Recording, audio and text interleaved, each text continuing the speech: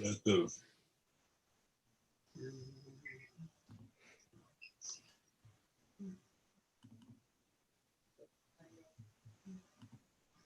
Is there, maybe there's a bunch of a real delay, huh? I don't know.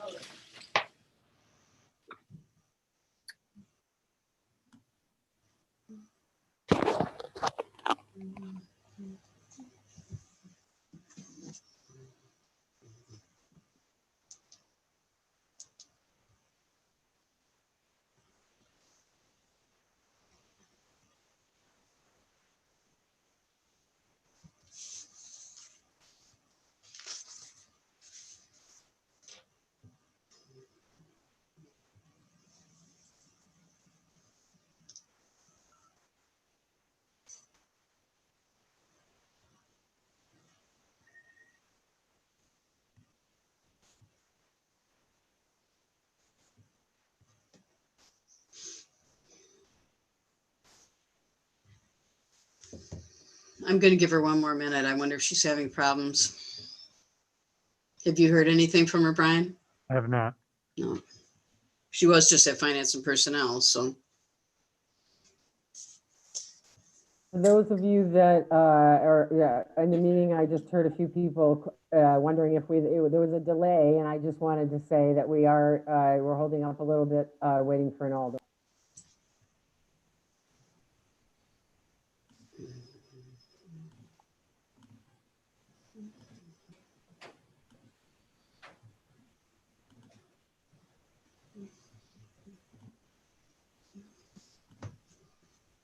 Okay, she's coming in right now.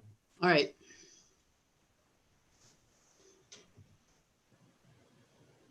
Hi, Kathy. Hi. Okay, we are ready to go live. All right. I would like to call to order the Monday, October 19th meeting of the City of Monona City Council. Will the clerk please call the roll? Alder Goforth, Here. Alder Wood, Here. Alder Coor, Here. Alder Thomas, Here. Alder Groupie, Here. Alder Moore, Here, Mayor O'Connor. Here. Please rise for the Pledge of Allegiance. I pledge allegiance to the flag of the United States of America and to the republic for which it stands, one nation, under God, indivisible, with liberty and justice for all.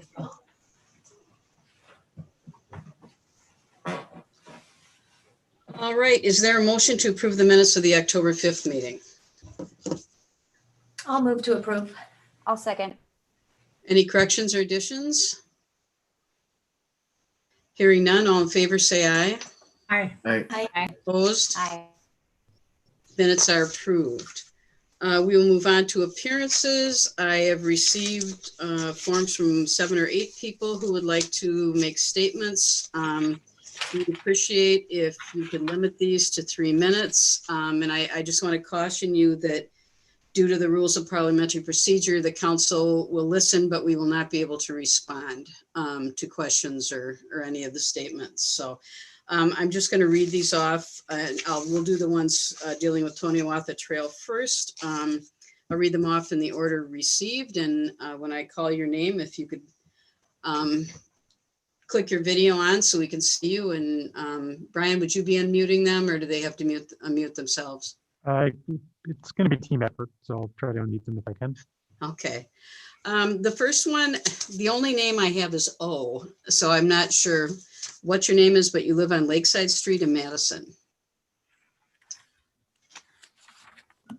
Is that person here? I thought I saw the 5760490 number. I see it on the screen. So you're the first one to speak if you'd care to make your comments.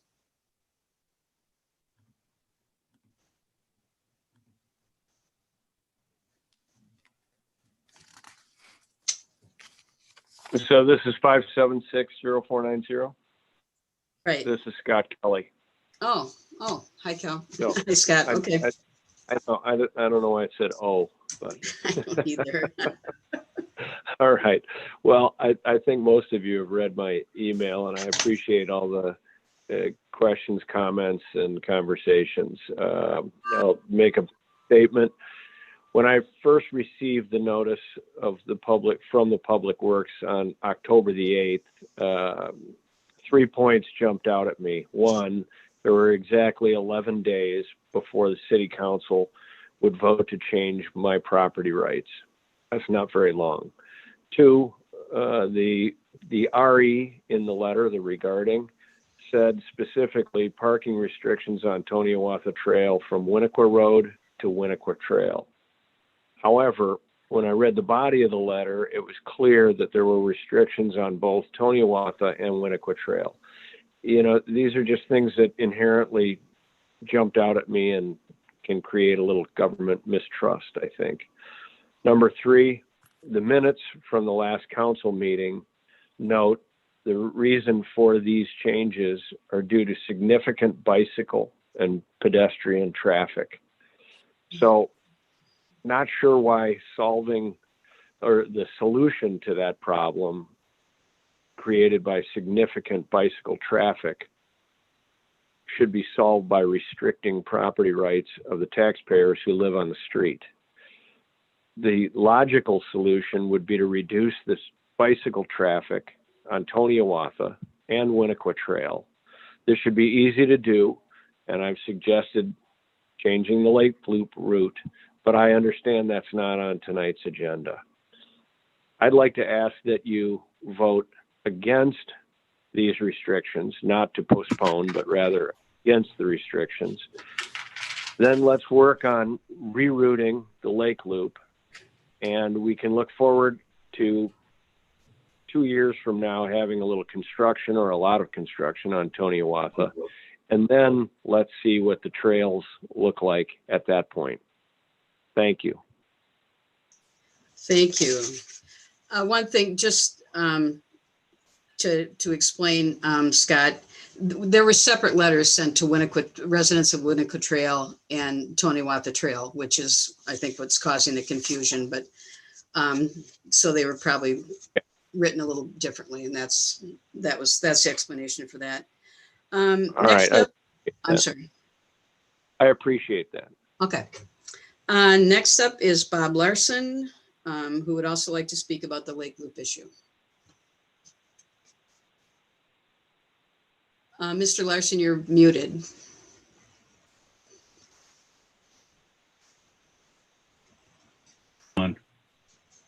Okay. Sorry. That's okay. Yes, Bob Larson, live on Toniawatha Trail, just a couple doors down from the Wildhaven Park. I appreciate that it's the parking regulations per se that are germane tonight, and I don't have a particular problem with the regulations that are proposed. I find that the problem is with the notion that the regulations would somehow improve public safety. I know that the members of the council have received many letters on this subject, including mine, and I appreciate the very nice responses that I received, I believe, from all of you in response to my letter. I think those letters really state very well what the issues are, what some of the considerations are, and the solution, which Scott has already mentioned, to reroute the lake route. I would like to focus just briefly on a couple of maybe personal experiences or perspectives that may not have shown up in the other writings so far anyway. One, I did mention in my letter that I've had a number of close calls just backing out of my driveway. And it's because where I'm situated, I have, especially the racing bikers, coming up over the hill and down the hill, heading north on Toniawatha. And no matter how many times I can look out the rear view mirror, from side to side, it seems like they come upon me without I myself realizing it. Also, I didn't mention in my letter, but I've had a number of close calls at the north end of our segment of Toniawatha, where Toniawatha turns sharply to the right, heads down the hill, and then soon thereafter intersects with Winnequa. Bikers have a tendency, or some of them anyway, have a tendency to come shooting down that hill and take a chance on a flying left turn across traffic onto Winnequa. Usually I'm not going to run into them because I'm making a right turn up onto Toniawatha. But I know I've had situations where both I and the biker has been surprised that we were there in almost the same spot at the same time.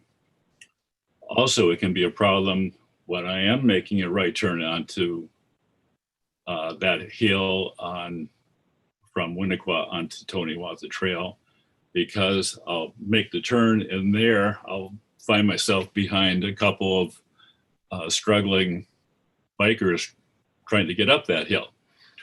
And the temptation there is to then get into the left lane to go around them and then end up in the left lane trying to make a sharp left turn at the top of the hill.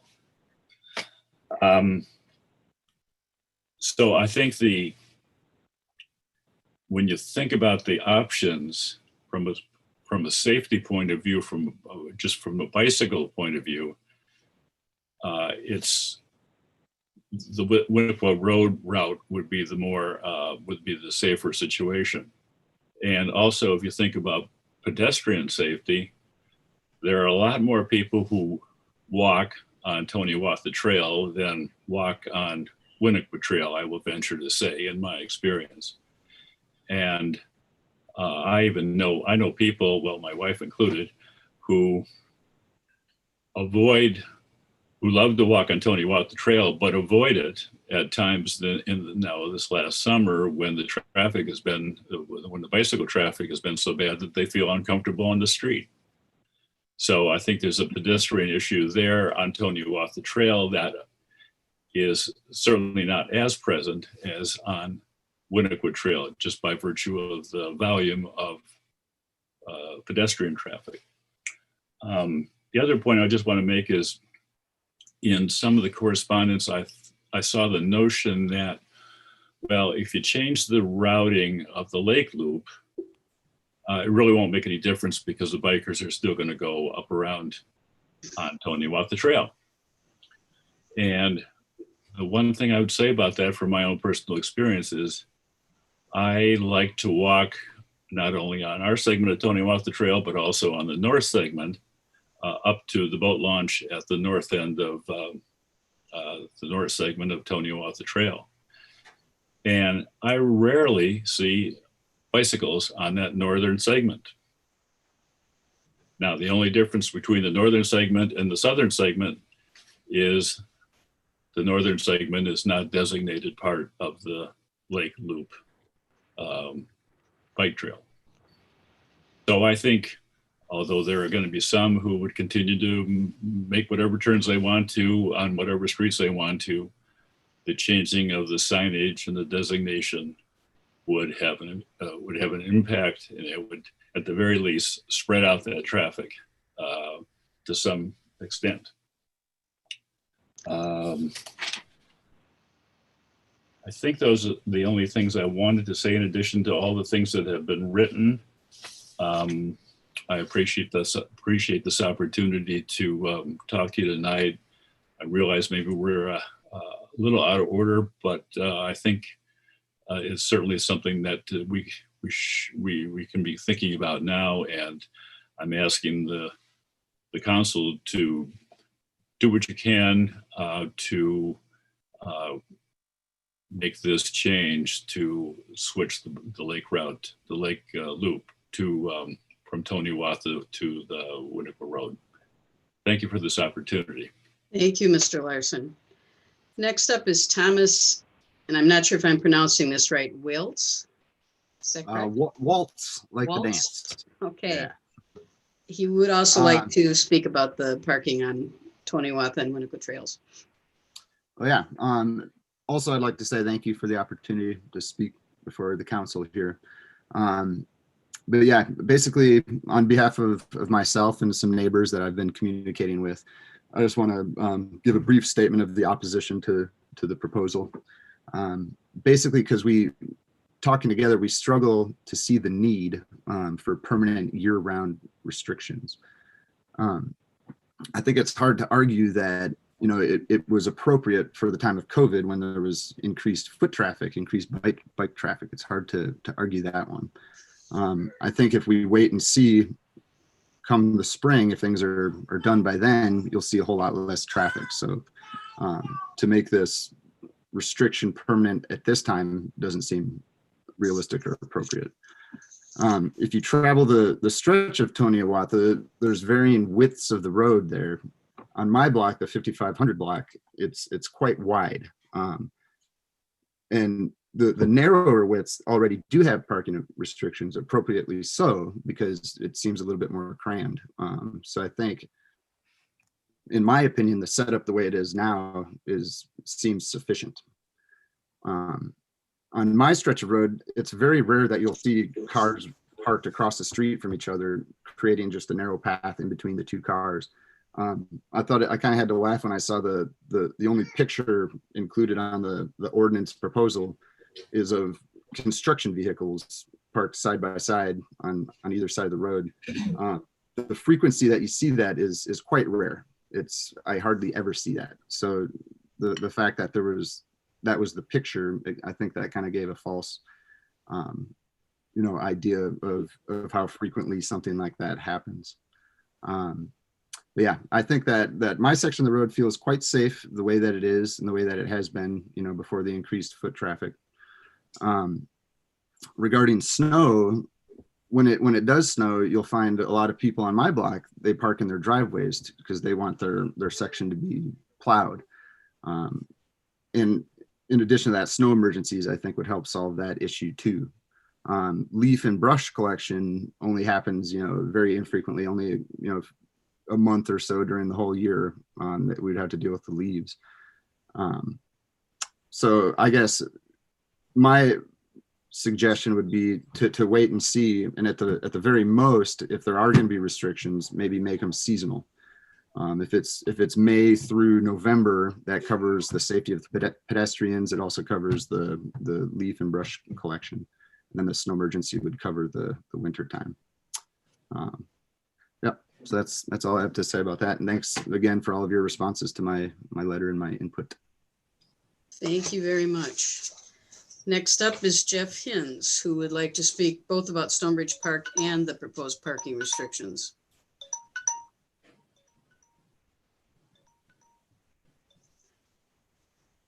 Jeff, you there?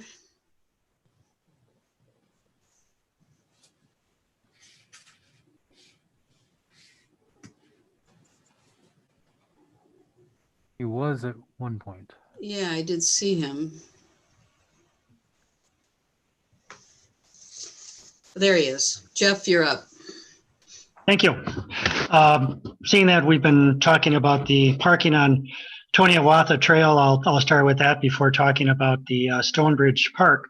Thought that I have regarding the parking restrictions is that because of the boat launch being on Winnequa Trail, I would recommend that the parking restriction is not going to be in place for, it'd be more the north end of Winnequa Road, that instead parking would be allowed on both sides of that stretch of road up to Joyce Road.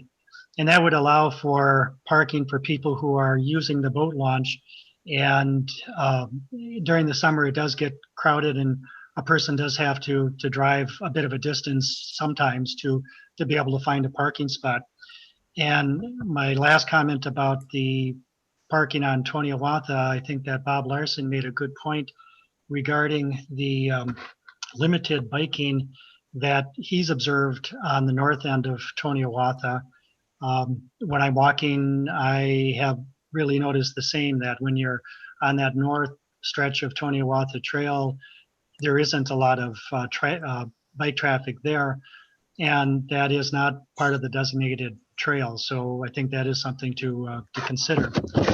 Regarding Stonebridge Park, I'm in disagreement with the budget amendment that was brought forth to cut the budget by $309,000. I think that this is it's a lakeside park. It's a park that we need to really look at the accessibility for people who are not as abled to access the park, having the pathways going down that are accessible, having a area that is a seating area down by the pagoda are important. And I think those are components of the park that will really enhance it for others. Back in 2017, I had contacted Brad Braun and had asked for some data about the number of people that live on the water, either the river or on the lake. And what Brad provided is that there are 381 single family properties that have shorelines on the lake or on the river. And he said that it's safe to assume that 95% of those parcels will have a home or building on the parcel, which would make the number of homes to approximately 2,250 for homes in Monona. And so if you take the number of homes that are on the water and you come up with the percent, it means that there are 83% of the people in Monona that do not live on the water. And 83% is a large percent of people in the city. And those are people that certainly would like to be able to watch sunsets, have easy access to the lake. And I feel that the additions that are proposed for the park will certainly enhance it for everyone, of both the 83% of people, but also others to be able to enjoy the park.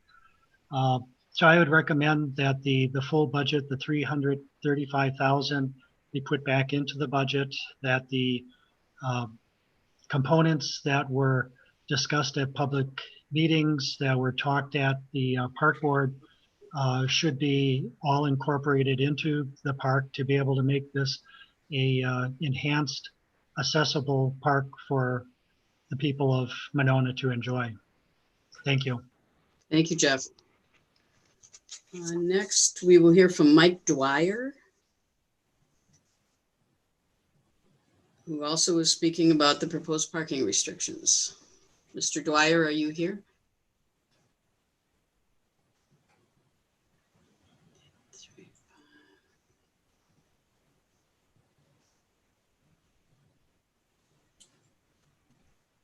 He's just entering right now. Okay.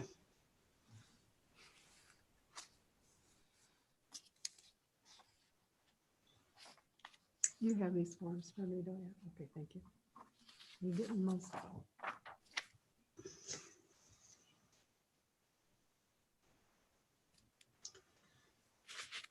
Mr. Dwyer, we're not hearing you.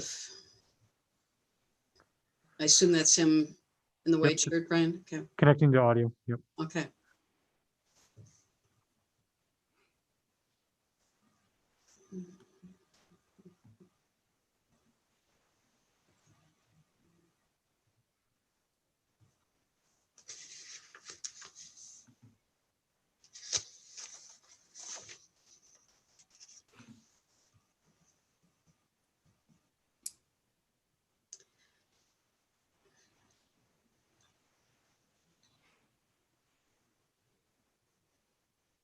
Do you know, Brian, have we had any more issues with this week, or? Not that I'm aware of. No.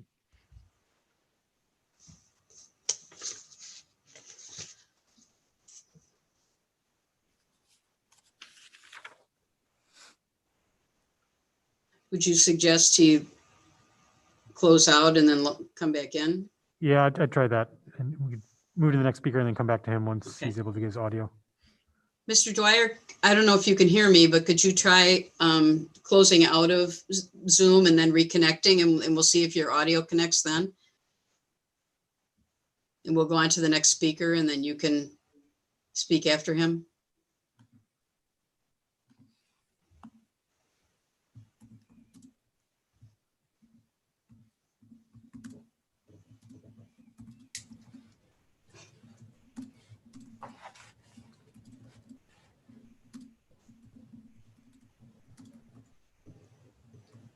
Brian, would you just like to? I sent him a note. So go Okay. ahead and move on to the next speaker and we'll come back to Okay. him. The next speaker would be Benjamin Sanders, who would also like to speak about the parking restrictions. Ben, are you there? Yes, I'm here. Thank you, Mary. Okay. Well, first, I'd like to say thanks for letting me have a moment to speak on this issue. I'd like to open by saying that I completely support Mr. Scott Kelly's suggestion that the simpler and probably ultimately safer solution would be to shift the lake loop onto Winnequa Road. For one, Winnequa Road already has restricted parking on one side for most, if not all of it, I believe. Secondly, I'd like to say that as a resident who has lived on Winnequa Trail for about 13 and a half years now, from my vantage point on Winnequa Trail, I can see almost the entire length of Winnequa Trail. I can see the boat landing from one direction, and I can see clear to the bend where it turns onto Winnequa, looking the other direction. And in my 13 and a half years, I can honestly say, now while I don't sit there and look out the window 24/7, I can honestly say that I have never in my time here seen an accident involving a pedestrian or a bicyclist on this section of Winnequa Trail. And I would be really curious to see the data. I don't know if that's something that you guys have and can produce for the residents of Monona to show how many accidents or injuries have occurred on the stretch of road that you're proposing to make safer. But, you know, in my nearly 50 years of living in Monona, a lot of which was spent on Toniawatha Trail as well, I just haven't seen these accidents or issues that we're concerned about trying to alleviate in the first place.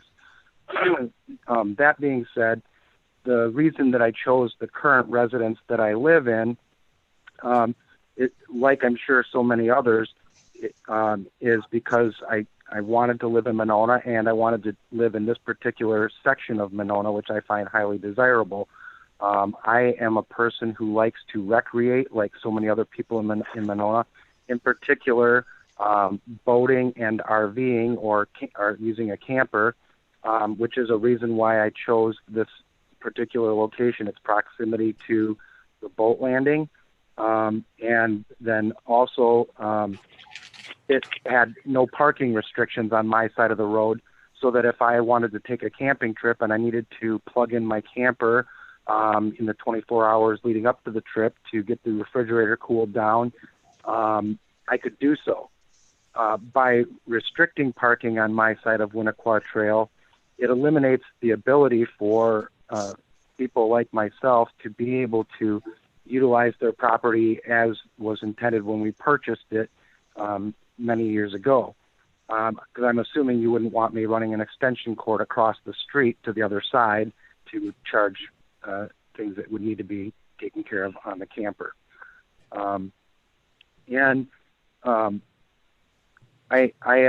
I would hope that if you do decide to go through with the parking restrictions, that you would consider making residents who own property on that section eligible to buy temporary parking, or not to purchase, but to be issued temporary short-term parking permits for justifiable reasons.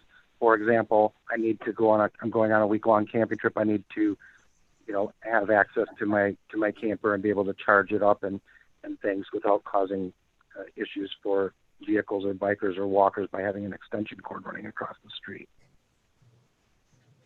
So I guess in conclusion, I would just say that I hope that you vote down the decision to enact these parking restrictions and that you consider adopting Mr. Kelly's proposal or something quite similar to that.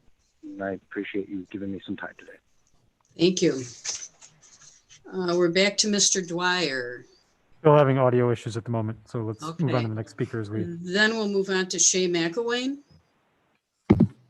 Yes, hello. I am. Hello. So I too am calling in or videoing in or whatever you call this about the parking issues along Winnequa Trail. I am not in support of it either. One of the I pretty much agree with everything everybody's saying. I've also been in the neighborhood. I've lived in this house for 20 years now, and you know, the bike loop didn't go past us then, and these problems weren't an issue. One thing I'm not hearing people talk about is the increased speed that I'm seeing in the neighborhood, specifically at night. We've got people that are just hauling ass, going at a very high rate of speed down the road. And the reason is because there's only cars on one side of the street. When there was cars on both sides of the street, it forced vehicles to slow down and do a more prudent speed.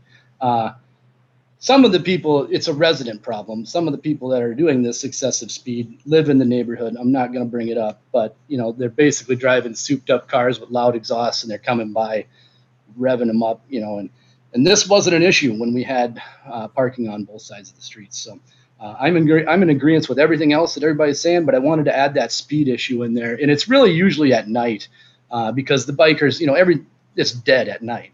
And you know, when you have that open lane, people feel entitled and they're hitting the gas pedal. And you know, I've had cars wake me up in the middle of the night. They're going by so fast. It's become a problem. So I won't waste any more of the city's time. I just wanted to let you guys know that I oppose it as well. So thank you.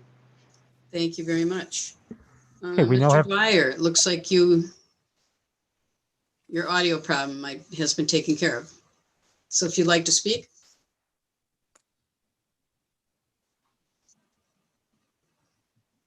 Yeah, I can hear you. Can you hear me? Yes. Okay. Yeah, Mike Dwyer. I live at 5703 Toniawaka Trail, and I've lived in Monona for 4 years. And I used to joke with my colleagues at work about how crazy the driving in Monona is, you know, having to dodge the bicycles. And then that lady died on Winnequa Road, and, you know, it really stopped being funny. So I'm against the eliminating the parking because I think it'll have unintended consequences. You know, you're really creating a super speedway here for these bike racers. And when word gets out that Monona, the hills of Monona are now open to bike racing, you're going to get packs of these bike racers, not just one twosies at a time. So I think you'll be surprised that the bicycle traffic will increase. And this last summer, you know, I walked my two labs just about every day from my house to where Toniawaka Trail intersects with Winnequa Road. It takes me 30 minutes there and back. And not once, you know, the bicycles do not obey the stop sign. Nowhere in Monona do they. I've never seen them stop at a stop sign. And I was thinking about it. Clearly their culture, but I think the reason why they disobey the stop signs so brazenly is because they know that in mass, if they ignore the traffic signals, then the municipalities will bend over and say, well, we need to create dedicated space for them because clearly stop signs are too difficult for them to understand and obey. So I think it's more of a bicycle lobbying effort. You know, that's why they never stop. So that's just, I don't quite understand it. The other point I want to make is the Lake Loop is actually, it's recreational. You know, it's not like that Cannonball Run from Epic down to the Capitol, you know, where people use a bicycle to go to and from work, which is fabulous, and I think that needs support. But this Lake Loop is clearly recreational. No bicycle rider is going to or from work. So that means if it's recreational, Monona City must and has the authority to regulate it. It's no different than the skate park, the tennis courts, the city pool. I mean, it's like the city pool, there's probably good safety reasons why there's no beer served at the city pool. Would it be more fun at the city pool? Well, maybe, but it's clearly, there's reasons why some fun is regulated. And, I think the city needs to take this opportunity to regulate the lake loop by finding a spot in the city that has a dedicated lane for the bicycles as well as potentially sidewalks for the pedestrians. And we do have that. We just spent, the feds, the city, the state, whomever paid for it, millions of dollars to redo Monona Drive. We have bike lanes there and sidewalks for the pedestrians. So I would recommend that we bring this lake loop, take it off of Winnequa or Tony Watts Trail, and bring it right down Monona Drive to Broadway and then west on Broadway. Because I think the city is really opening itself up for liability here. I mean, someone else is going to get killed, be it a dead dog, another dead bicyclist, injured walkers, and it's reckless. It just seemed to me. So I think we should move the lake loop to Monona Drive. It's already got a dedicated bike lane. It's safe for everybody. It's not going to prevent anybody from riding a bicycle anywhere in the city. It's just we're not signing up for all this extra liability by backing up this recreational activity of climbing the hills of Toniawatha, racing up and down.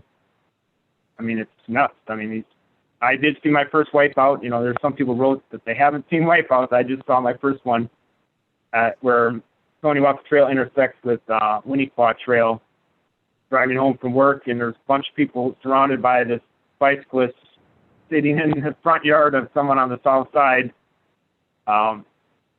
distraught. And I'm like, oh, here we go. And I was waiting for the sirens, and a few minutes later I had to go back to work, and everybody had dispersed.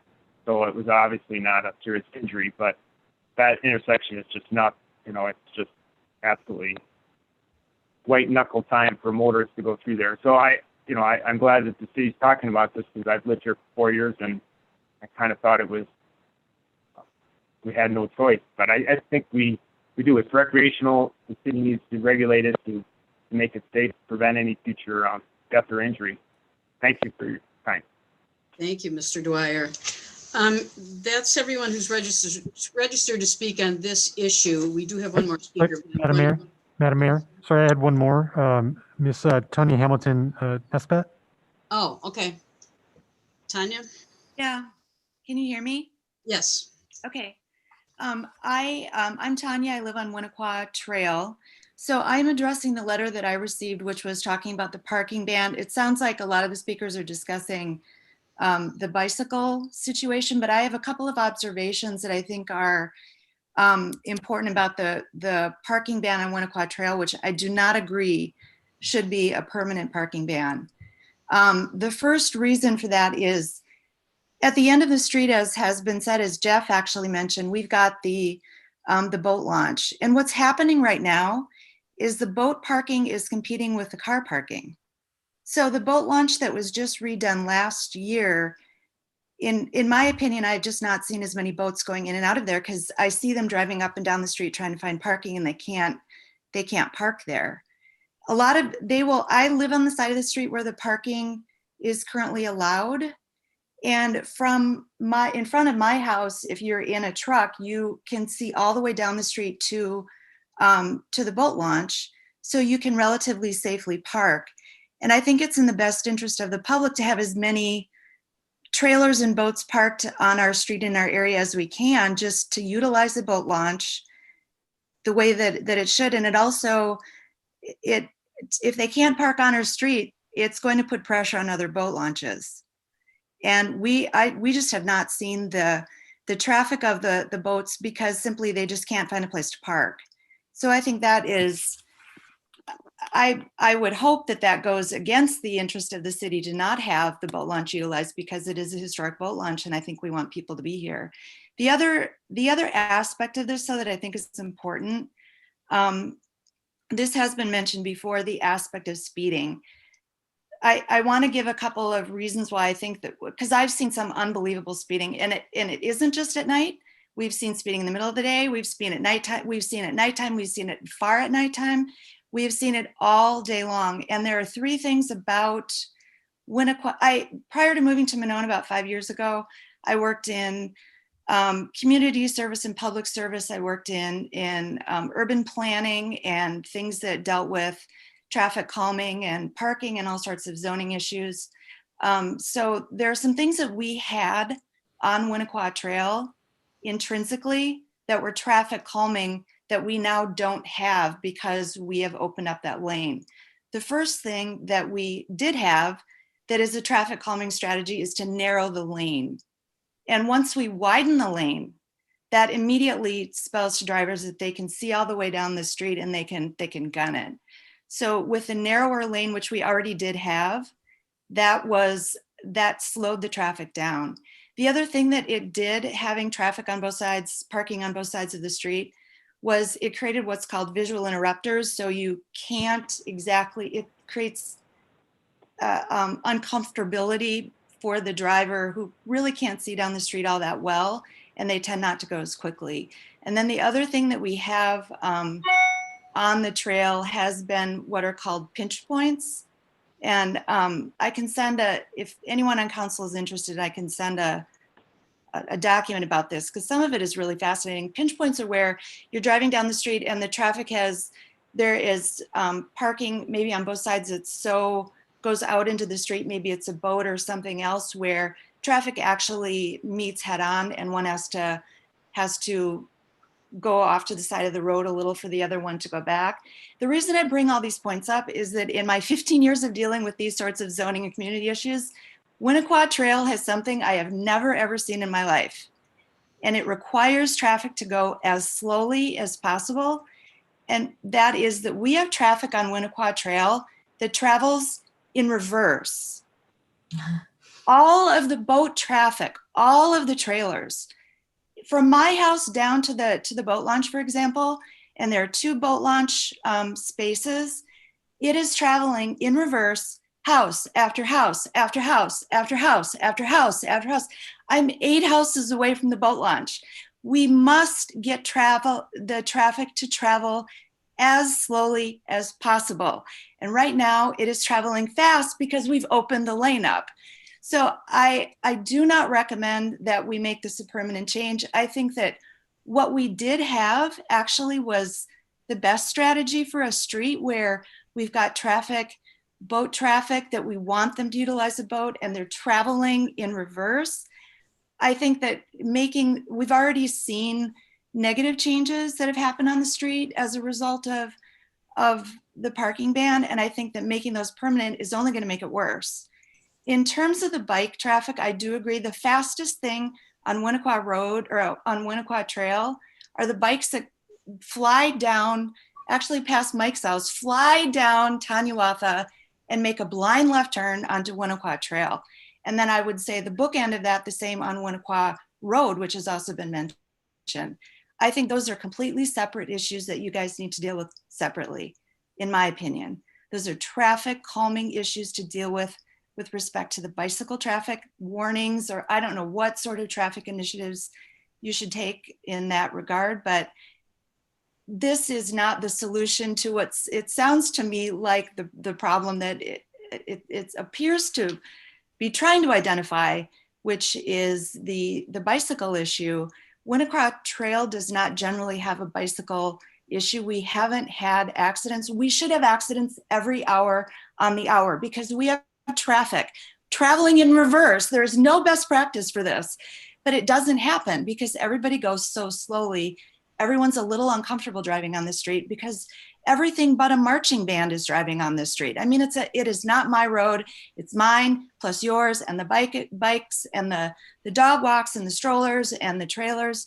So I feel like it's worked as it was. And I feel like the way it's been now with the temporary ban is taking it in the wrong direction. So my recommendation would be to not make the ban permanent, extend it for as long as you need to because of COVID for social distancing, and deal with the bicycle issues and speed as a separate item. Thanks. Thank you. Anyone else, Brian? Not that I can see.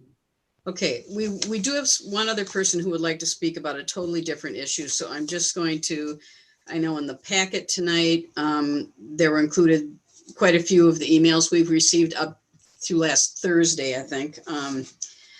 But the packet went out then. So in addition to those, I'm just going to read the names of some of the other people who have contacted us, just so it's all in the record. Derek and Susan Van Mel would like to move the Lake Loop. Carrie and Mike Oik would like to move the Lake Loop. Bob Hyatt, make Winnequa Trail no parking on the west side between September through April. Marsha Lindsay is opposed, would like to move the Lake Loop. Susan Semrad is opposed, would like to move the Lake Loop, as are Suzanne and James Schmall and Catherine Johnson Becklin. Nate Pluk is opposed, move the Lake Loop. Rebecca Anderson is opposed, move the Lake Loop. Mike Taylor, move the Lake Loop. We've heard from Tanya Hamilton Nesbitt tonight. Christy Reed also opposed, would like to move the Lake Loop. Nina Vallejo Cook sent us a statement that she wanted me to read. I'm going to read the first couple of sentences from it. Limiting parking to one side of the street on Winnequa Trail has made the street a much safer street for everyone, especially non-motorized traffic. It has made such a notable and positive difference as a pedestrian, a bicyclist, and a driver, as there is more room on the street for everyone to safely travel. She encourages keeping it no parking. Those are all the contacts that we've received in addition regarding the no parking restriction. Then there are a couple of other contacts about other items. Sue Carr supports Alder Coors library envelope study amendment, as does Aaron Monroe Nye, and Andrew Kitzlar urges a no vote on Alder Goforth's Stonebridge Park amendment, and he supports speed humps near Schluter Beach on Winnequa Road. So those are all the other contacts we've received regarding items on the agenda. Then we have one additional person who would like to speak about a different item not on the agenda, and that is Jeff Beckett. Mr. Beckett, are you online? I am. I only have audio, I believe. Or can you hear me? Yes, I can. Oh, okay. Okay. Well, I want to thank you for letting me speak to the council tonight and apologize ahead of time for shifting gears. I'm not going to talk about what I had planned to talk about tonight. I want to say that I'm against the amendment for the speed humps. That's why I showed up. Just listening though, I'm against. I want the funding for rock. What is it? For the park. Park space in Monona is very important to me, and now Schluter Beach, for example, it is 10 times the beach it was 5 years ago. It's beautiful. Now Rockbridge Park, I think, has, I think having accessibility for everybody is important, and I think that's such a beautiful spot that it could be. I mean, it's utilized by sailboaters, I think, mainly, and some kids fishing off the pier. And I think that could be, utilized by people that live right in the area, walkable, local, and I think it's a worthwhile investment to increase accessibility to that park. Anyway, I also just from listening here, and I don't know much about it, but I kind of oppose the parking restrictions on Winnequa Trail and Tony Watha Trail, just because I don't think they're going to increase safety a whole lot. I've ridden bike, lived in Monona 30 years out of my 59. I've commuted by bike to work for 35 years from Winnequa Road here. I've been hit by cars a number of times. I just don't think that really does, given the inconvenience and so forth, just overall, I don't think it's going to increase safety a whole lot. And I heard people many a times kind of talk about speed and what a problem the speed limit is. And I'll move on to my original one. I don't like the speed humps idea, the speed humps amendment. I don't think it's would be effective. Speed humps are not the best option for addressing the speeding citywide. We got speeding, cited for a lot of issues. Well, the speed humps, in my mind, the speed hump slows traffic for about 100 feet. It diverts traffic to other streets. It slows emergency vehicles and messes up plows. It irritates everyone. I hate speed humps.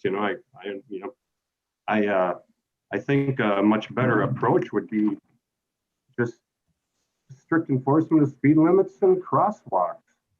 Strict enforcement. 25 miles an hour is a speed limit. Include use of a speed camera. Buy a speed camera that generates what you need to issue tickets. Let everyone know that Monona is going to strictly enforce the speed limit. And crosswalk laws. Not only, rather than add speed bumps and all the costs that goes along with it, just do correctly what we already have. It would make Monona stand out in a good way, would increase public safety, reduce the need for sidewalks, eliminate the need for speed bumps, increase gas mileage and reduce emissions, and encourage non-motorized travel. You throw in 3 speed bumps, you've got 300 feet of Monona covered. You enforce the speed limit, it's citywide. I think it would increase, increase quality of life in Monona. I think it'd be a better approach. And I want to just thank you all for your time. So you don't intend to speak on what you originally signed up for? No, regarding that, I want to actually just thank, quickly thank Alderman Thomas for her suggestions and reaching out, and also thank Alder Goforth for taking time to contact me and have a long discussion. And she actually, I didn't even know about the speed humps and such. She actually set up a meeting for me to address my issues tomorrow with Kathy Thomas and the City of Monona staff who are directly involved in my. Okay, thank you. I'm more productive. Thank you. All right, well, we will move on the agenda to the other parts of the agenda. Then there is no public hearing. There is no consent agenda. Moving on to council action items. Item G1, consideration of ordinance 9-20-734, establishing new parking restrictions on Toniwatha Trail and on Winnequa Trail put forth by the Public Works Committee. Before the council discusses this, I'd like to say a few things. I am sorry I was not able to respond to any of the emails because I've been out of town the last several days with very little Wi-Fi connection. So my statement's going to, in part, just address some questions people raised and explain a little bit about how this came to be. Since the arrival of COVID-19, we've seen large increases in the numbers of bikers and walkers everywhere in Monona. Last spring, some members of the council and I heard from several residents with concerns about the increased bike and pedestrian traffic on Toniwatha Trail between Winnequa Road and Winnequa Trail, as well as on Winnequa Trail itself. They were worried about the ability to maintain social distance from other walkers, in particular in areas where vehicles were parked on both sides of the road and there wasn't adequate room in between to pass each other. In addition, they were concerned about staying out of the way of all the bikers passing through on the Lake Loop, often weaving in and out of parked cars, and in addition, the part that boat trailers parked on both sides of Winnequa Trail played into the problems. At that time, there were also 3 large home construction projects taking place in the 5,000 and 5,100 blocks of Toniwatha, with large numbers of construction trucks coming and going all day, which also affected the safety of pedestrians and bikers. In response to those concerns, we decided to try a temporary no parking order on one side of both roads to allow more room for bikes and pedestrians. I initially ordered it from April 14th to July 14th, when that seemed as if it was helping relieve congestion, and I received positive feedback from residents I talked to. I walk that area quite often and people stopped me and told me that. I extended the order through mid-October. During that time, I did hear from one resident of Winnequa Trail who did not want of Toniwatha, who did not want vehicles routinely parked in front of his home. Given all that, I suggested to Public Works Director Dan Stefani that the Public Works Committee consider making it permanent, given that the number of pedestrians and bikers and boat trailers will probably not be decreasing anytime soon, and that sections of Toniwatha are already designated no parking during parts of the year.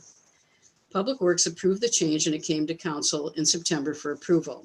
A letter was sent to all the residents of both streets, a total of 161 altogether, informing them of the proposed resolution and suggesting that they contact me and the council with their input. Since then, we have heard from 35 to 40 residents of Toniawatha Trail, most of whom had also received an email from another resident there, Mr. Kelly, suggesting moving the lake loop. Emails we received last Thursday were included in tonight's meeting packet. In addition to hearing from Toniawatha residents, we've been contacted by 2 residents of Winnequa Trail, one with concerns about the lack of parking for boat trailers at times, and another, Ms. Hamilton Nesbitt, with questions about how the no parking designation came to be. We've heard a mix of opinions from Toniawatha Trail residents. Some like the proposed parking restrictions, others didn't, and many of them seem to be primarily concerned about the increased bike traffic. Several were especially concerned about riders not stopping at the intersection of Toniawatha and Winnequa Road.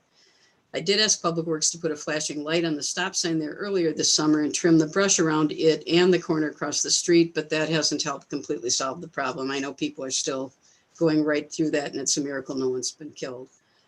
Many people suggested moving the lake loop off of Toniawatha onto Winnequa Road. We appreciate hearing from all of you and we take your input seriously. The decision tonight regarding the proposed resolution is entirely up to the City Council. However, I'd like to suggest that they consider putting off a decision to see what next spring and summer bring. In the meantime, we can take a look at other options to make those roadways safer for everyone, including exploring what's involved in moving the lake loop off of both Toniawatha and Winnequa Trail and keeping it on Winnequa Road all the way through Monona. I'm sure there will still be a lot of bikers who take a detour onto Toniawatha, but it should mean at least a small decrease in the number of riders there, which over time will probably grow. Meaning the decrease will probably increase. In addition, right now, that entire section of Toniawatha is slated for reconstruction during the summer of 2023, which obviously will impact who walks and rides there and will probably result in permanent route changes for at least some of the people who do. So those are my thoughts, and I'd appreciate if the council would take them into consideration along with everything else they've heard tonight. So item 1A, is there a motion to approve this? At least for purposes of discussion. Approval for purposes of discussion. I'll second. And second with Alder Groupie. Comments from any of the council? Alder Goforth. I'm a huge fan of public engagement and I love seeing all of these people attend our meetings and chime in on these conversations. It's so important. I think a comprehensive discussion about the Lake Loop is definitely overdue. I think, we do know that the Toniawatha reconstruction planning is slated for 2022. And I think that would be a great time to really look at this. I think that we are in unique times and making any permanent decisions in this time when nothing is typical is just not a wise move. I'm mostly opposed to this restriction because of really the process that was used. I just felt like writing a letter and not giving people a chance to chime in other than when it's on the agenda is just, it's just unfair. I think we could, take more time, not rush into anything and give them more time. I do want to remind people, I think it was about 3 weeks ago, we passed a similar restriction on Valerie, St. Teresa, Wallace, and Shore Acres. And I hope if this one doesn't pass, I hope we actually will consider undoing that restriction as well, because that restriction really impacted a lot of our low income and people of color. And I still feel a little bit sick about that one because we really made their lives a lot harder. And once again, we didn't give them an opportunity to engage in that process. So I will be voting no on this. I would say that we did hear from people about that particular resolution and we did get people here. I agree, we did not, probably could have allowed more time here, but we did contact everyone and ask for their input, so. Yeah, and we heard from 2 people that said no. Alder Groupie? For what it's worth, when the time comes, I would move to table this motion and maintain temporary parking restrictions until, I guess, indefinitely. Alder Thomas. Well, the parking, I should explain, the parking restrictions have now been removed because it only went through April 14th. I would recommend extending the temporary restrictions indefinitely in that case. Okay. Alder Thomas. Yeah, I would ask Alder Groupie if we could hold off for a minute on the motion to table, because that's non-debatable. So if anybody wants to say anything, once we do that. So, but I agree with your motion. I thought about this a long time about the Lake Loop on Toniwatha. That road is not, I mean, we did it. Someone from Madison asked us to do it. I'm not sure it belongs there, and I think we need to seriously rethink having it there and move it, and we need to put it back down on Winnequa where it was in the first place.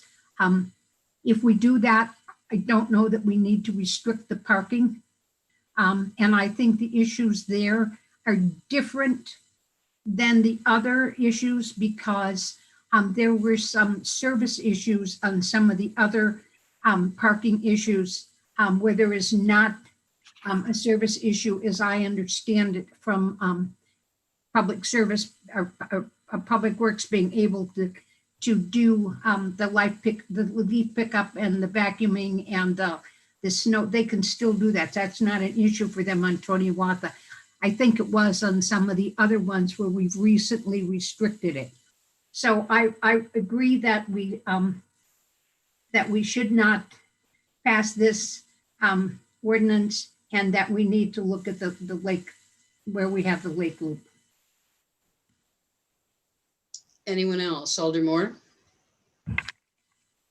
Yeah, yes, I would just, first of all, like to thank everyone for tonight who made appearances or wrote in as well. I know I speak for every person on the council that we all love community feedback. And I appreciate everybody for doing so tonight and through email. And I would certainly vote against moving ahead with this for all the reasons that have already been stated by other individuals. I think we have some more homework to do. It is a very different situation than the other bans that we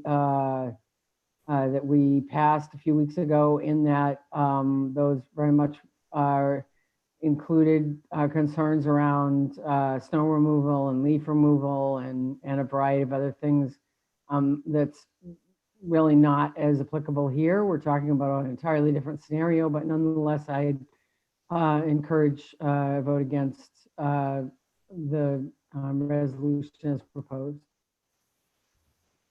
Anyone else? Alder Wood. Yeah. A couple things. I think there are, I think it'd be good to have Public Works Committee take a look at some of the areas on Toniwatha Trail, because there are, and we've heard about some of the specific areas that probably do need parking restrictions near the stop sign at Winnequa and on Toniwatha at Winnequa Road in particular. A question, I guess, on if we table this, when would it be coming back to the council, or do we want to refer it to Public Works for them to evaluate it further? I think that would be up to you to decide. Alder Thomas, did you have? Well, I want to know what the difference is between postponing and tabling, and the attorney's not here. But Brian, there is an action. One is preferred, and I'm not sure.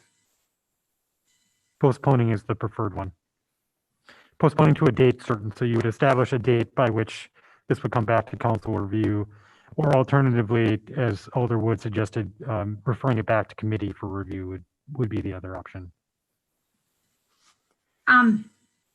My concern about doing that is it leaves the residents in limbo. and I don't want to do that to them. And so, I mean, we could vote this down and refer the item back to Public Works.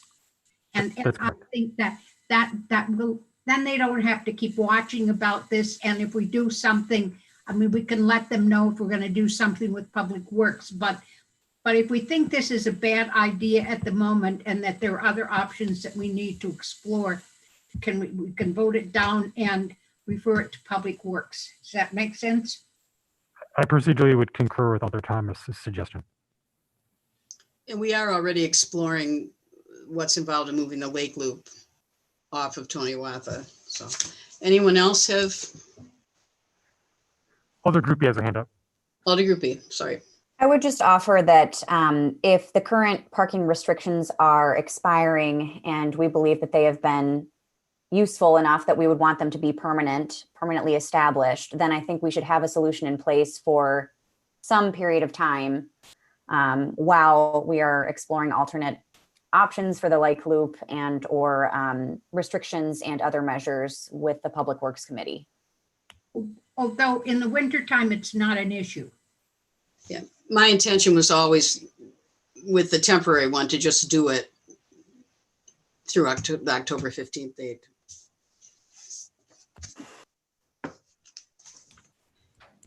Anyone else? Alder Coor. So theoretically, we could take this up in Public Works in the spring and review based on what's happening with COVID. Mm-hmm. And then we would have some answers about the Lake Loop too by then.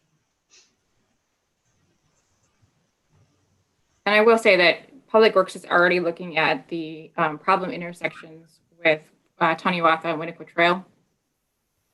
And we've looked at Toniwatha and Winnequa. And so that's already on our radar. We've done some things that didn't require committee approval, like improving sight lines. The mayor mentioned the stop sign lights. So this is on our radar. We're looking at it.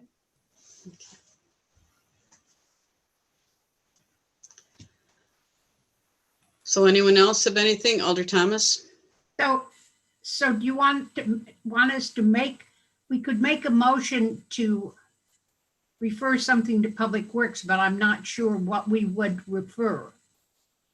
Is it the Lake Loop? Is it, I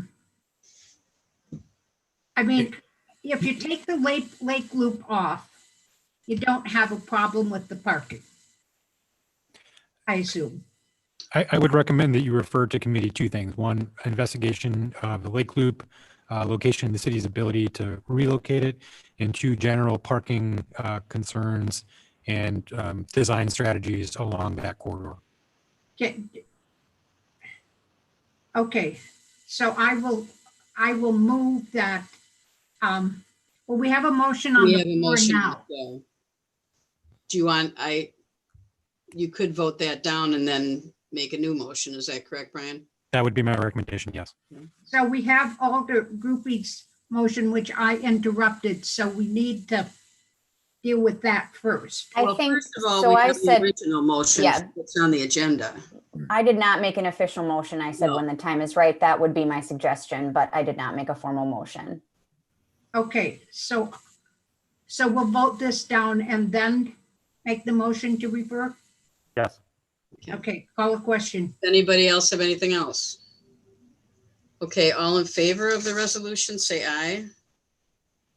All opposed, no? Nay. No. Okay, motion did not pass. Alder Thomas, were you going to propose a? I move that we refer the moving of the, taking the Lake Loop off Toniwatha, as well as looking at general parking solutions to Public Works for study. Joan, did you get that? Motion is to refer to Public Works investigation of the location of the Lake Loop and an investigation of general parking Solutions. I'll Is second that. correct? Yes. I think that looks like it. It's seconded by Alder Moore. Did anyone have anything to say about that resolution or the motion? Do we need to be specific about the corridor of Winnequa Trail and Toniawatha Trail in specifically? So I would just add that to the resolution proposed by Alder Thomas. Could you repeat the corridor, please? Winnequa Trail and Toniawatha Trail. Okay. In Got the it, thank you. south portion of Toniawatha Trail, it's southern half, not the northern half. Alder Corr, did you have something?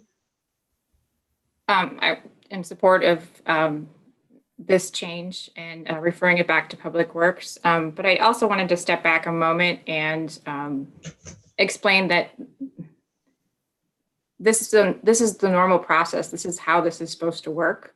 We put something forward and the community came forward and voiced their concerns. And we are listening to the community by taking this into consideration. I find it offensive when my colleague explains that there is something untoward with what we've done. This is how it's supposed to work. So it just smacks of something offensive to say that we've done something outside of our rules. We've followed by the book and staff has done what they're supposed to do. So thank you. And I think we can assure the people who live in these areas that we will make sure that they are aware when we are taking this up on the agenda and include their input. Because I think Alder Corr was the one who asked that the neighbors be notified in the first place. Yes. So it'll be something similar to what we did this time. Alder, go forth. I would just like to say, one of the beautiful things about this small city is exactly that. We're a small city and we can get out and we can talk to people and we can let people know about these things. I think, this process is frustrating for me because I feel like we could have just walked the street with them, developed solutions working with them versus coming up with solutions on our own and not getting input. I feel like when we had a couple people from the last parking ordinance that came and spoke against those, that was, we also didn't give them an opportunity to chime in, and then they spoke in opposition, but we did not listen and we changed those. So I get frustrated with this process and I wish we would just have a little more public engagement. Alder Thomas. I digress a bit in just a bit. I agree with you, Alder Goforth, except I would point out to you that when you drive down Winnequa Road and you get frustrated, that was a road that was designed by not just the council, but by the neighborhood. And so it's a balance. Okay, yeah, thank you. Anyone else? Okay, all in favor of Alder Thomas's motion, say aye. Aye. Aye. Opposed? Motion passes. Thank you. We are going to move the two items under new business. We've decided to move those up so that the people who are here concerned with them we do not have to wait for us to go through the entire capital budget. So the first, if that's okay with the council. I don't think they'll take very long.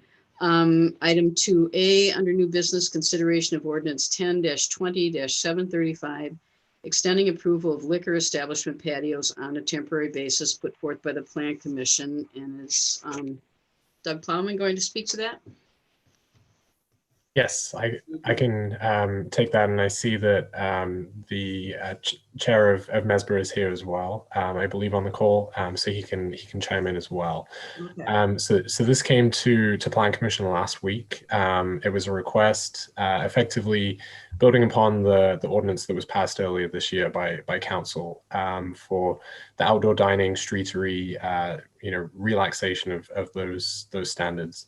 That is to expire on November 15th, I believe. And so this was put forward by MESBR and channeled through the Plan Commission to look to extend that, but also to really consider how, maybe the the winter months would change that and to add some more flexibility to those elements as well. So the commission spoke about this last Monday. It was a discussion item. There wasn't a formal action, but there was definite consensus to extend the policy as written, and most likely to tie it instead of to a date to the Dane County Public Health sort of guidance and orders that are in place.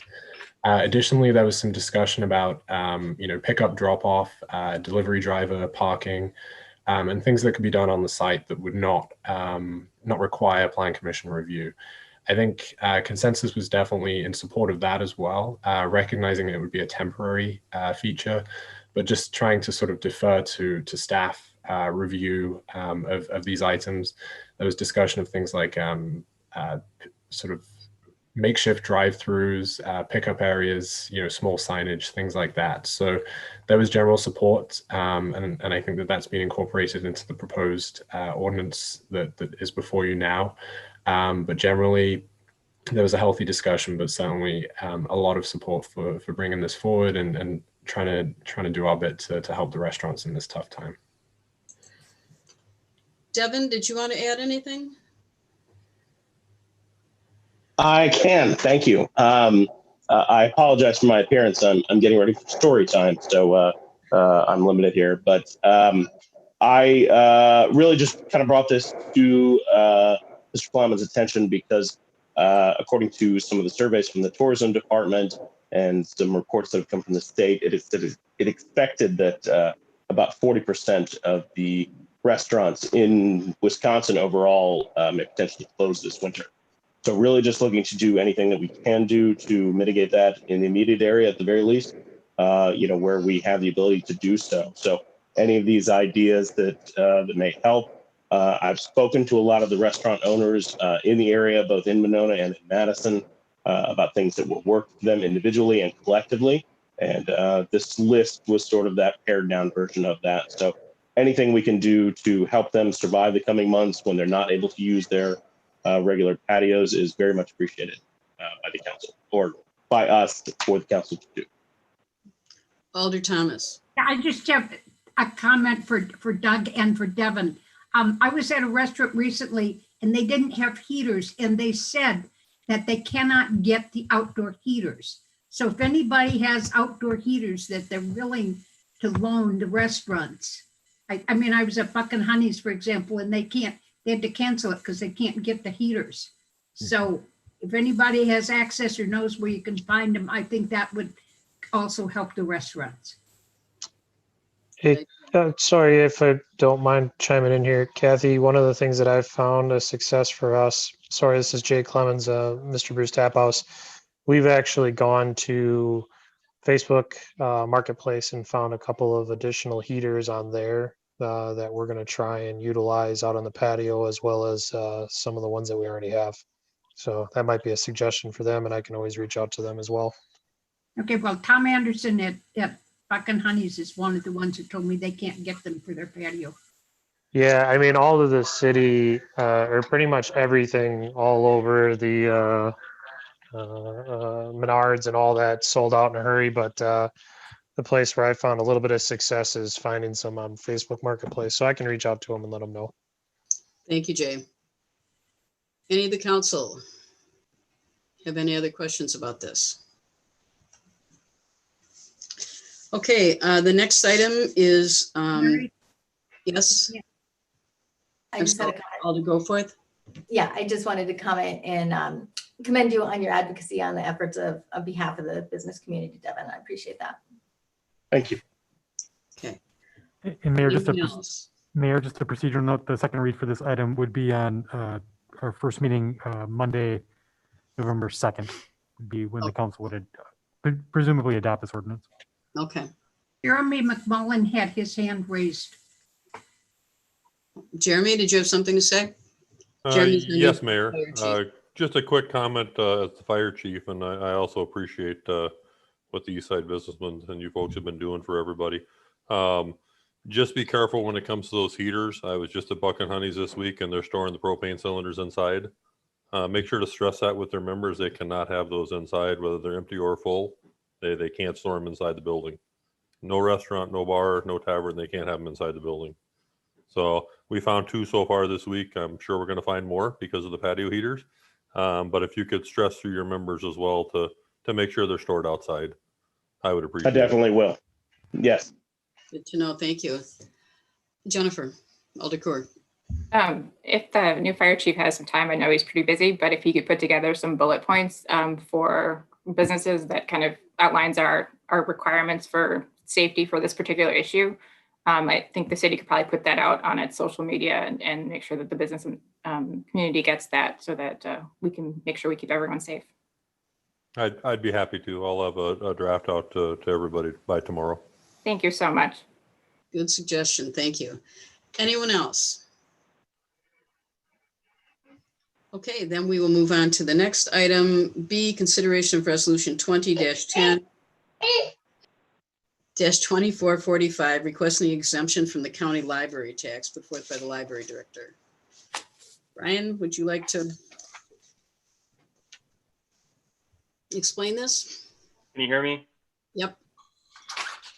Yeah, so this happens every year, and essentially it's, we read it, it's under Wisconsin statute 43-64-2. Municipalities with public libraries may be exempt from the county library tax if they appropriate locally an amount above the defined minimum. In order to determine a municipality, I don't need to wear that, but we are beyond the minimum. It is, I believe, for Monona, 493.14. And in doing this, then the citizens of Monona will not be have the library tax that goes towards helping other libraries that help those individuals that don't have a library or a municipality that supports it to the minimum. And this is something that happens every year. And historically, as far as I am aware, we always approve it. Alder Thomas. I move to suspend the rules and take this item out of order. Second. Second. Is that Aldercourt? That was me. Oh, Doug, okay. All in favor, say aye. Aye. Aye. Opposed? Motion passes. Is there a motion to approve this? Jen, you're muted. Second. Okay. Oh, did you get that? No. Kathy. Was it Kathy? Okay, thank you, Alder. Jennifer moved. Okay. Okay, all in favor, say aye. Aye. Opposed? Motion passes. Thank you. Thank you, Ryan. Okay, now we are going to move back to consideration of the capital budget. Item 1B, consideration of resolution 20-10-2444, approving the 2021-2025 capital improvements program and 2021 capital borrowing put forth by myself. I'll just remind you the way this works is we will take, there are, I think, 10 amendments. We will take each amendment individually and vote on that individually, and then we will vote on the final budget as amended will be our final vote. So the first amendment is. Mayor, I think we need a motion on the overall capital budget first. Okay. I'll move approval. Second. Okay. All right. The first amendment is to remove the EV charging station installations at City Hall from the budget because it's been decided that the project is not needed now. Move approval. Second. Any discussion? All in favor, say aye. Aye. Aye. Motion passes. Moving on to number 21-02, amendment for the park portion of Stonebridge Park not to exceed $250,000 without coming back to council. This includes removal of the limestone walls near the lake, but keep the limestone wall behind the pagoda. Also reduce benches to 2 and bike racks to 1. Is there a motion to approve this? I move to approve. Put forth by Alder Goforth, I'm sorry. So Christy, you moved? Yes, please. Is there a second? I will second for purposes of discussion. Okay. Okay, Alder Goforth. Yeah, so you'll see that I've compromised significantly trying to meet in the middle. I've walked over the middle line and come far over to your side for the folks that want the full spend on this project. I ran on a promise to really watch our numbers and be a good fiscal steward, and that's what I'm doing here. We've got two enormous expenditures on our doorstep, that with a public safety building and San Damiano. And I just really am trying to find some spots where we can trim some expenses here and there, so we can prepare for those projects. I did talk with a couple people who are in wheelchairs and asked them about their thoughts on accessibility there. They did both confide in me that they felt like, because there's not a parking area, and that is kind of the first straightaway on Winnequa. It's kind of a wonky intersection there as well. Lots of bike traffic, that they felt it would probably be too dangerous for them to enjoy that park and that spot. That's just their opinions. I've yet to talk to a resident who feels that other than Mr. Beckett, who spoke today, who wanted the full expenditures of the park, and hearing from Mr. Wenz this evening, and the email from Alder Kitzlar, I have yet to talk to a resident that wants the full spend on this project. And I know resident Kitzlar mentioned that, this project's been talked about for 4 years, and so it should go forward. And I just think that logic can be called into question, because new conditions will arise, and sometimes we just need to reassess.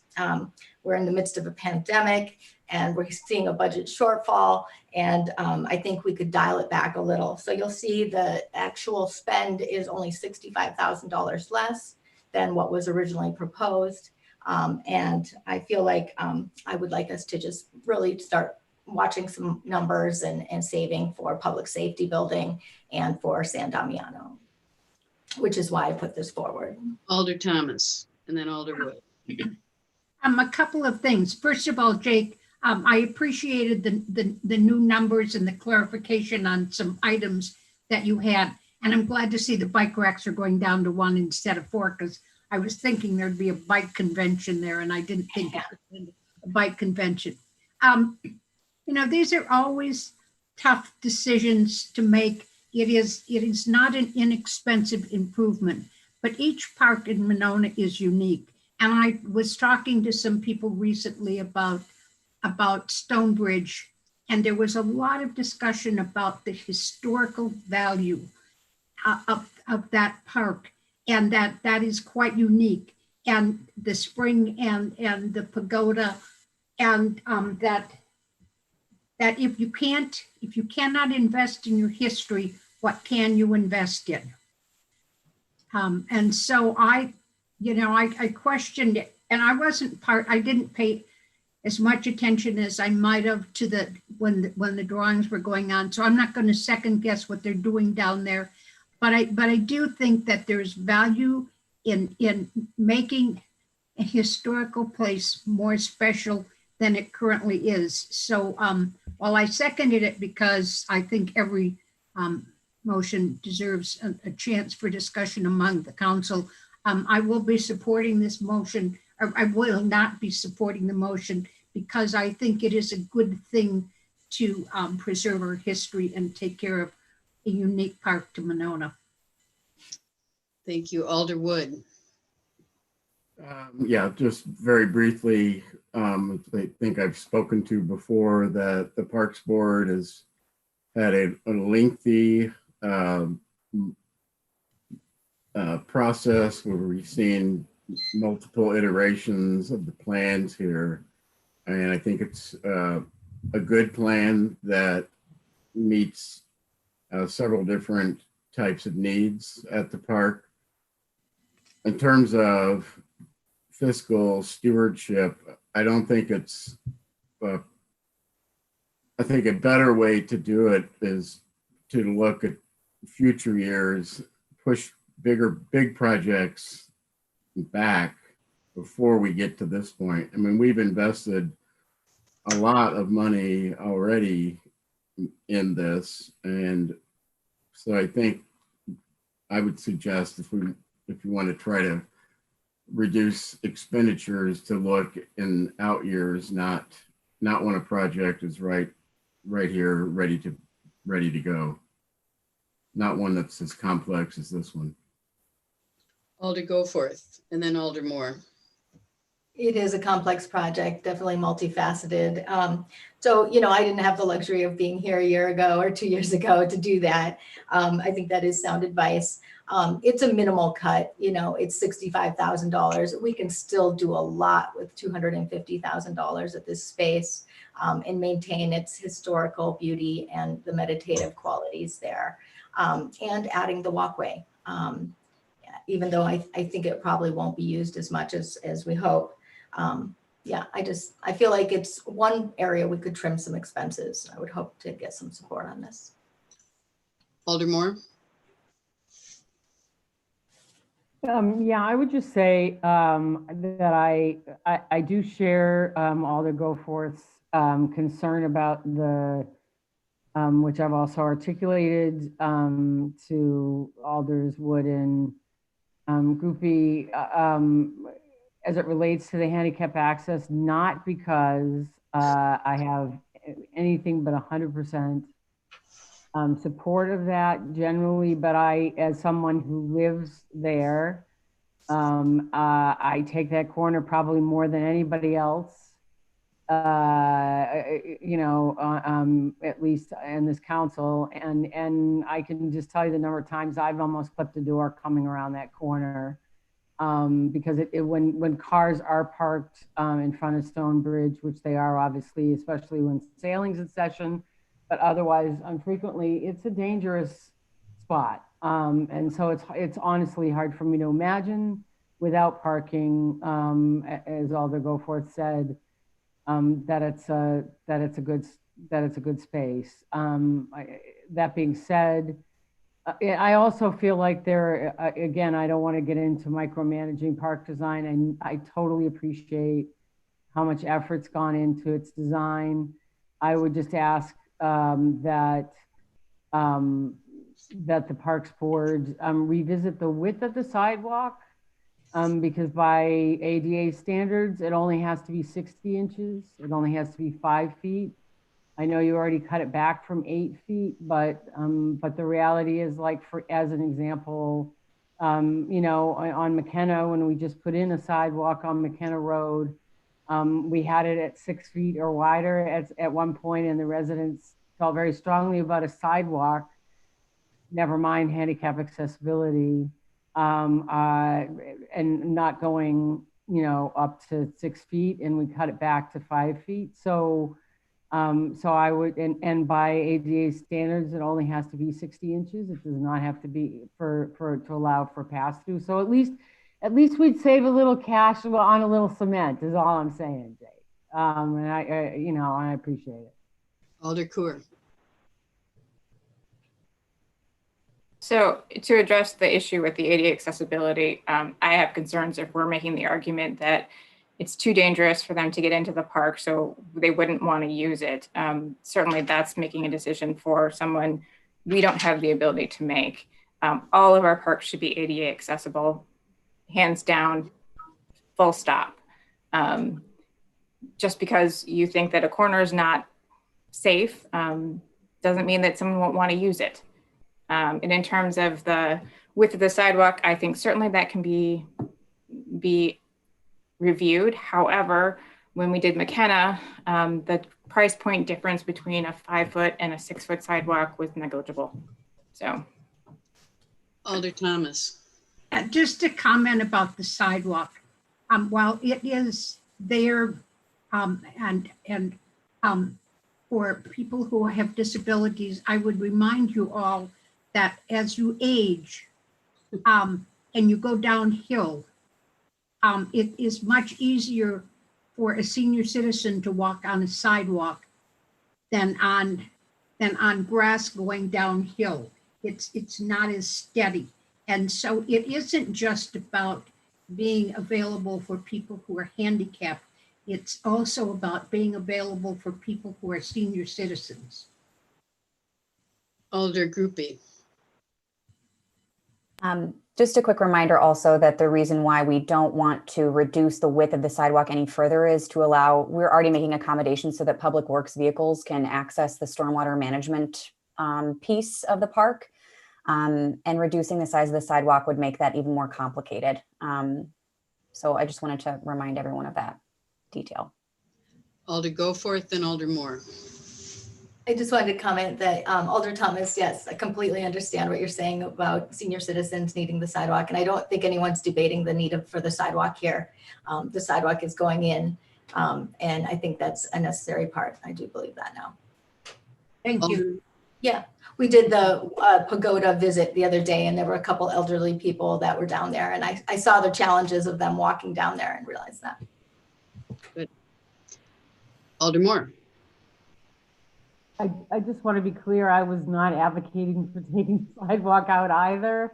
One of the things we might want to consider is whether we actually try to create some sort of a handicap parking space, even if it's to the rear, or even or something like that. If you know, as an alternative, again, because I'm just concerned from a safety standpoint in the road, not in the park.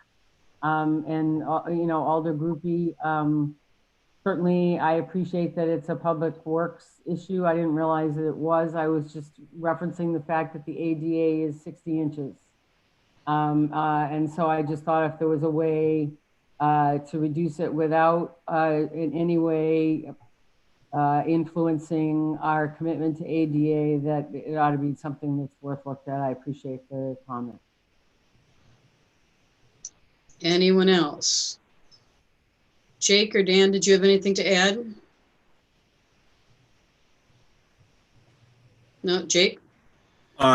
Mayor, no, other than we did send the email with some of the revised quotes that included the engineering, technical services during construction, revision on some of the cost estimates for the owner direct purchase. Those are items that we can supply from our local suppliers at a reduced price of what was originally indicated in the opinion of probable cost. This project would be bid out together with improvements at the community center. And so there's kind of three phases to the project with the stormwater parks at Stonebridge and then also the small project over at the community center for the loading dock. I would say as we look continually at our park improvements, I'm a little disappointed in the overall discussion over pedestrian access that has consistently become a big issue in our feedback with our constituents from people in Monona that are mobility issues, not necessarily in wheelchairs, aging in place, families with big strollers, and people that utilize our parks with bicycles. So yes, the minimum of an ADA is 5 foot, but the actual use of all of our parks in Monona, whether they're a 5 foot sidewalk, a 6 foot sidewalk, or an 8 foot sidewalk, is that there's bikes, walkers, people with disabilities, families with little strollers, all trying to use the same space to enjoy the spots that we have. So I would encourage you to keep the plan as it has been thoughtfully recommended by the Parks and Recreation Board in consultation with the neighbors, Landmarks Commission, and members of the public. Anyone else? In terms of the estimate, I would just remind you all that we do not have an estimate for the pagoda roof yet. We have 20,000 in there, but we are just now sending out the RFP about that. So there may, but we also have some people who might be interested in contributing to that as well. So anyone else?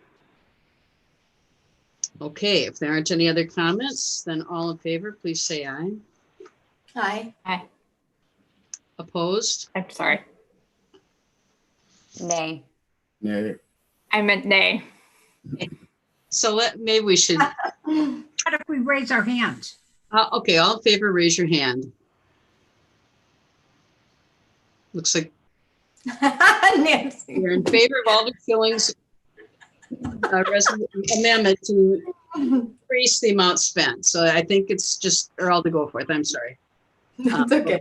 Voted yes, is that correct? Okay, everyone who is anyone who's opposed, please raise your hand now. Okay, it looks like the motion is defeated. Okay, we are now moving on to, and there's a couple of, this is a speed hump one, and there's a couple of them in there, so I'm not sure how, I'm just gonna Mayor, put them out there and you guys can take whatever, however you want to do it. 2103, remove 20,000 from the Public Works budget for engineering of speed humps at various locations, keep 15,000 for engineering at the Schluter Bait Shop area. This is put forth by Alder Coor. Is there a motion to approve this? I'll move approval. Is there a second? Alder Thomas, did you second? Yes. Okay. Discussion.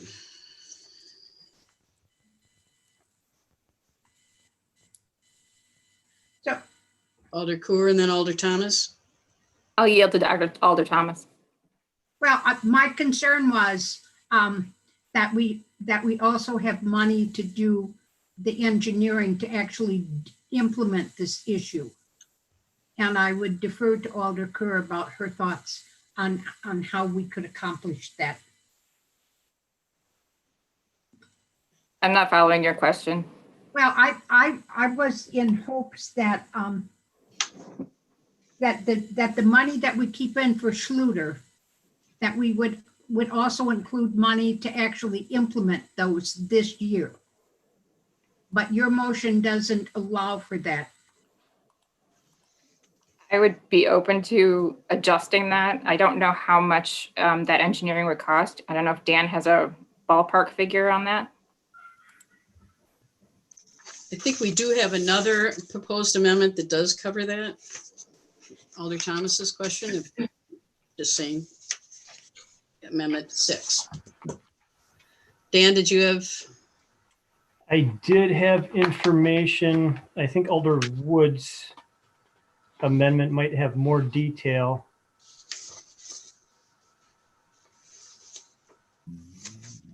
I So think we're my looking at- amendment contains the full amount for engineering and construction. Yeah, that'd be item amendment 6.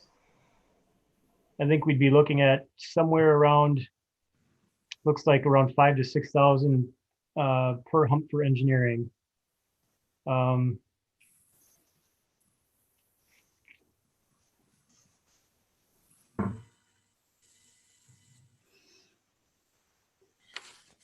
While Dan's looking at that, Alder Thomas. Alderman Groupie's motion includes all of those. But my concern with that is that specifies where they're going to be. And I think that's a decision that should go through Public Works and the council. I don't think that the council should be determining where they should go. I would just offer that my recommendations aren't my personal recommendations. They've been received in discussion with Parks Board and with other citizens concerned about that specific intersection and area. So I'm not trying to dictate, but these are suggestions based on PedBike and also just input from committees and the public. Where did you get the numbers from? The cost numbers? Yeah. Dan Stefani prepared those on my behalf. Right. And we got those from, the estimates came from Josh at Strand. So what Alder Groupie has is accurate, and what Alder Wood has later is accurate as well. I guess what we just need to determine is where they're going. So we could either amend Alder Groupie's motion to include those items if we wanted. You mean amend Alder Coor's motion? I'm sorry, Alder Coor's motion. Alder Wood, did you have something to say? Yeah, I guess, well, first of all, it would seem a lot easier just to adopt, if that's what we want to do, to get them both done this next year, would be to adopt Alder Groupie's amendment. More straightforward to me. When you say, Alder Thomas, that you don't want the council to dictate the location, and I think we're saying want one in the vicinity of the Outlook intersection and one in the near the Waterman Way, Winnequa intersection. You It's don't much want more to, specific than that. pardon me? It's much more specific than that.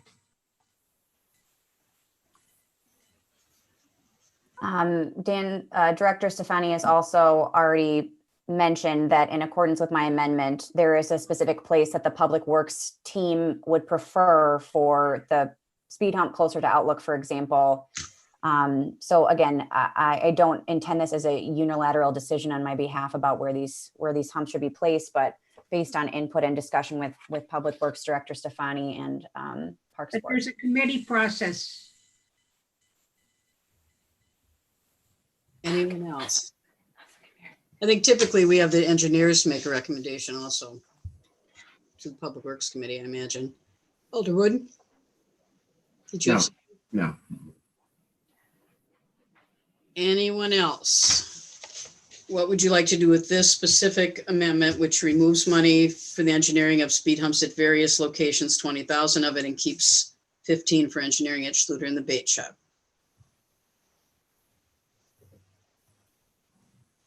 Well, I will go ahead and Alder Moore. Well, given the process that Alder Thomas is referencing, can we approve the amendment, say, or amend the amendment if Alder Groupie is amenable to say the exact placement pending approval of the Public Works Committee? You could do that, or you could vote this down and just vote on Alder Groupie's amendment, which already has all these things. Either one. Her amendment's number 6. Alder Thomas. I go back to if we have to amend, at least in my opinion, and I defer to Alder Kerr, but it specifies in here where they should go. And that doesn't follow the process that we have, which is engineering recommends to Public Works. That's Alder Groupie's amendment. Yeah, it says Which specifically. we're not voting on right now. Right, so if we vote this down and go to groupies, we need, in my opinion, that needs to be amended so we follow the process. Okay. Does anybody have anything else to say about this particular amendment?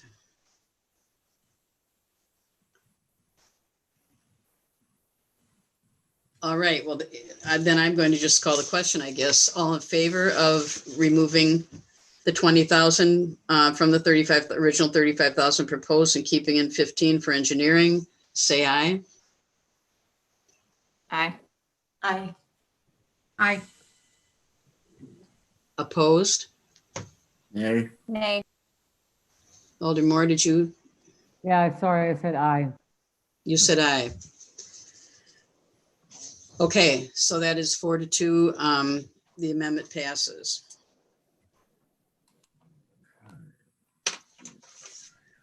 Item amendment 4, also put forth by Alder Kerr, add 12,000 to the budget, to the library budget for building envelope study. Use 6,000 from the savings on amendment 21-03 and 6,000 from the library fund balance. Is there a motion to approve this? I'll move approval. Second. Discussion? Alderwood? Yeah, so the problem is if by taking in favor of the action of doing the study, but if we're going to say we're going to take the money from the savings from the amendment we just passed, then when we get to Alder Groupie's amendment, we're going to be $6,000 short.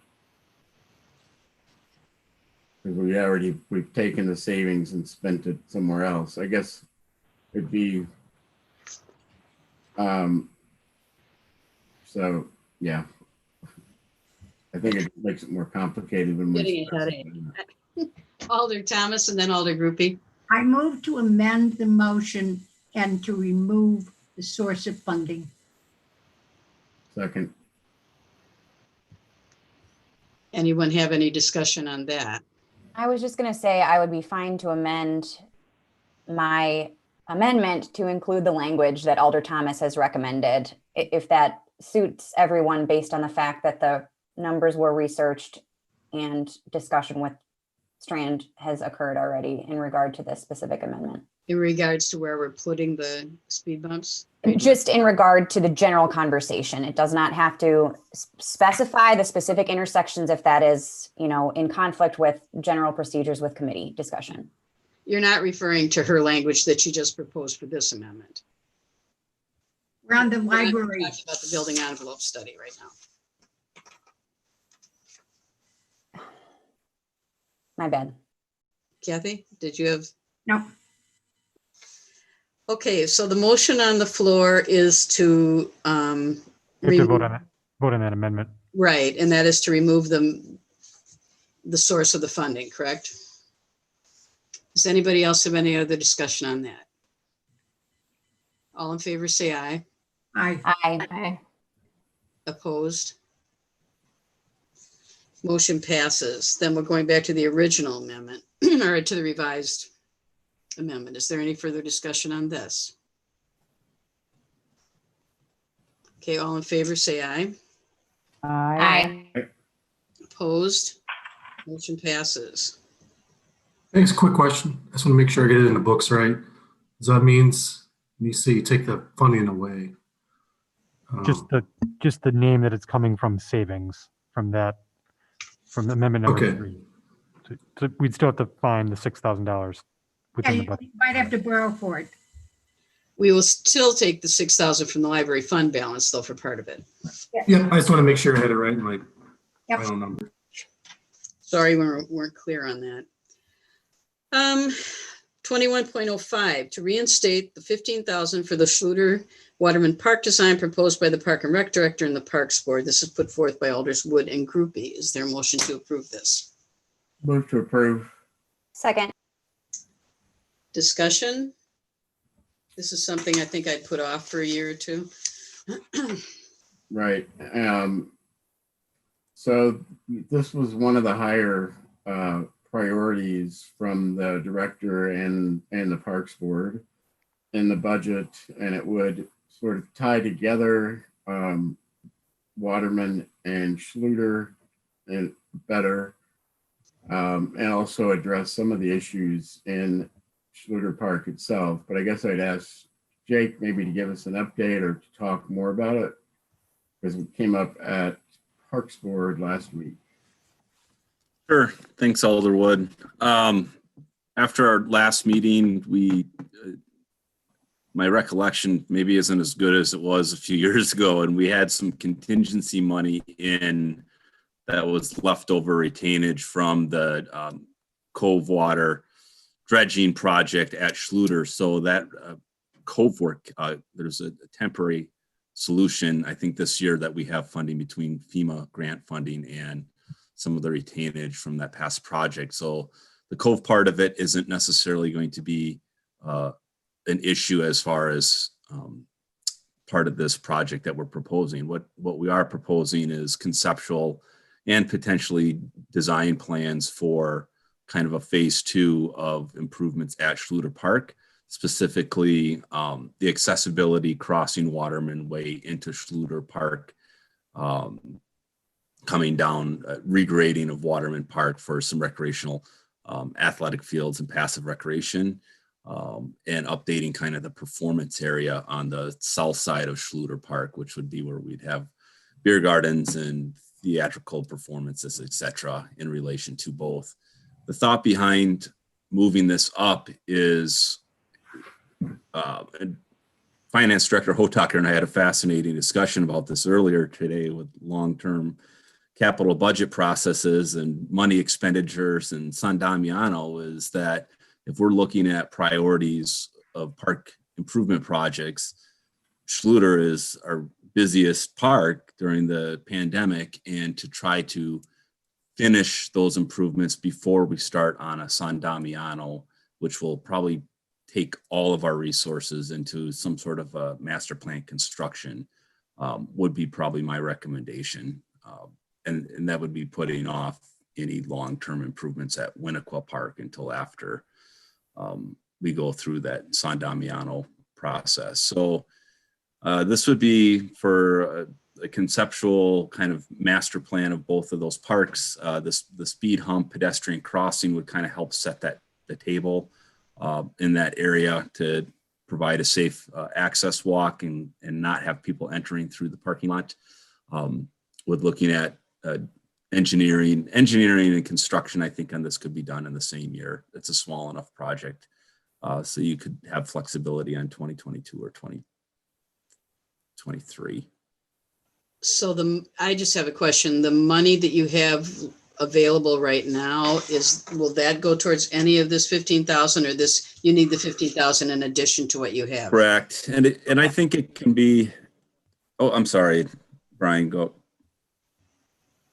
No, that's strictly designated for the stormwater and the cove, not for any park.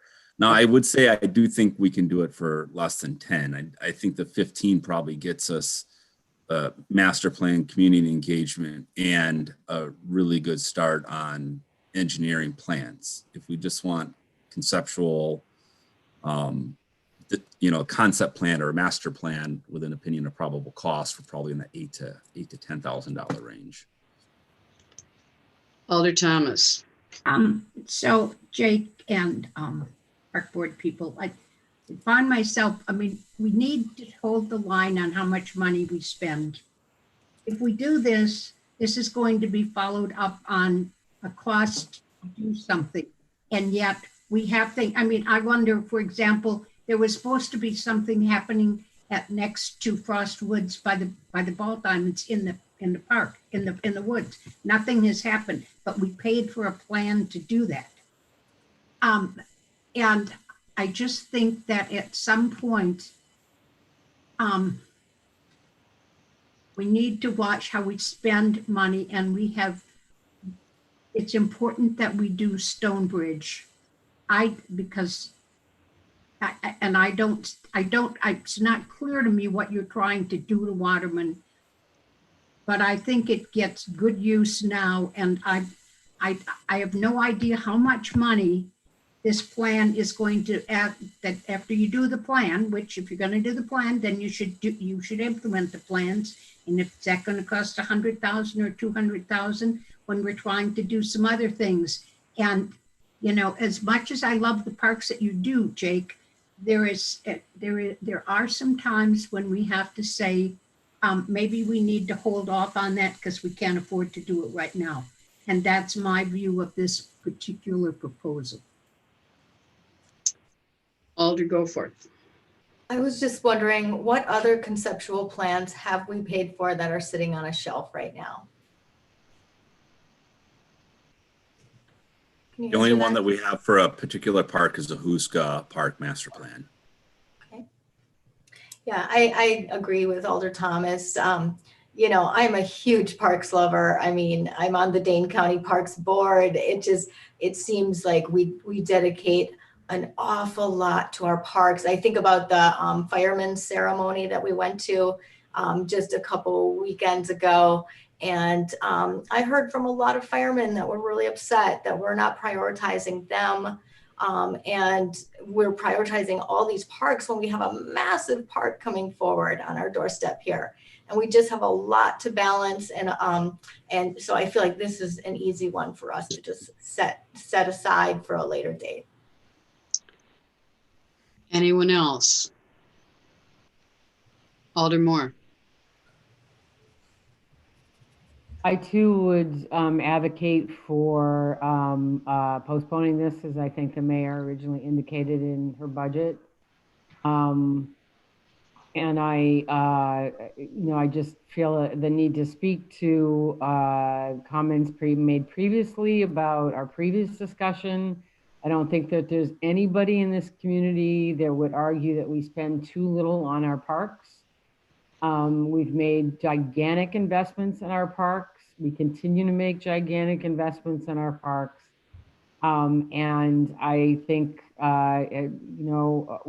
for all the right reasons, because they're really important to us, but to suggest that this body has done anything but, or that we haven't been committed in some way because we question some expenditures, I think is really unfortunate because that's obviously not where this body and the bodies before us came from. We've been investing massively in our parks and will continue to do so, but I think pushing this off for a couple of years is probably a wise move. Anyone else?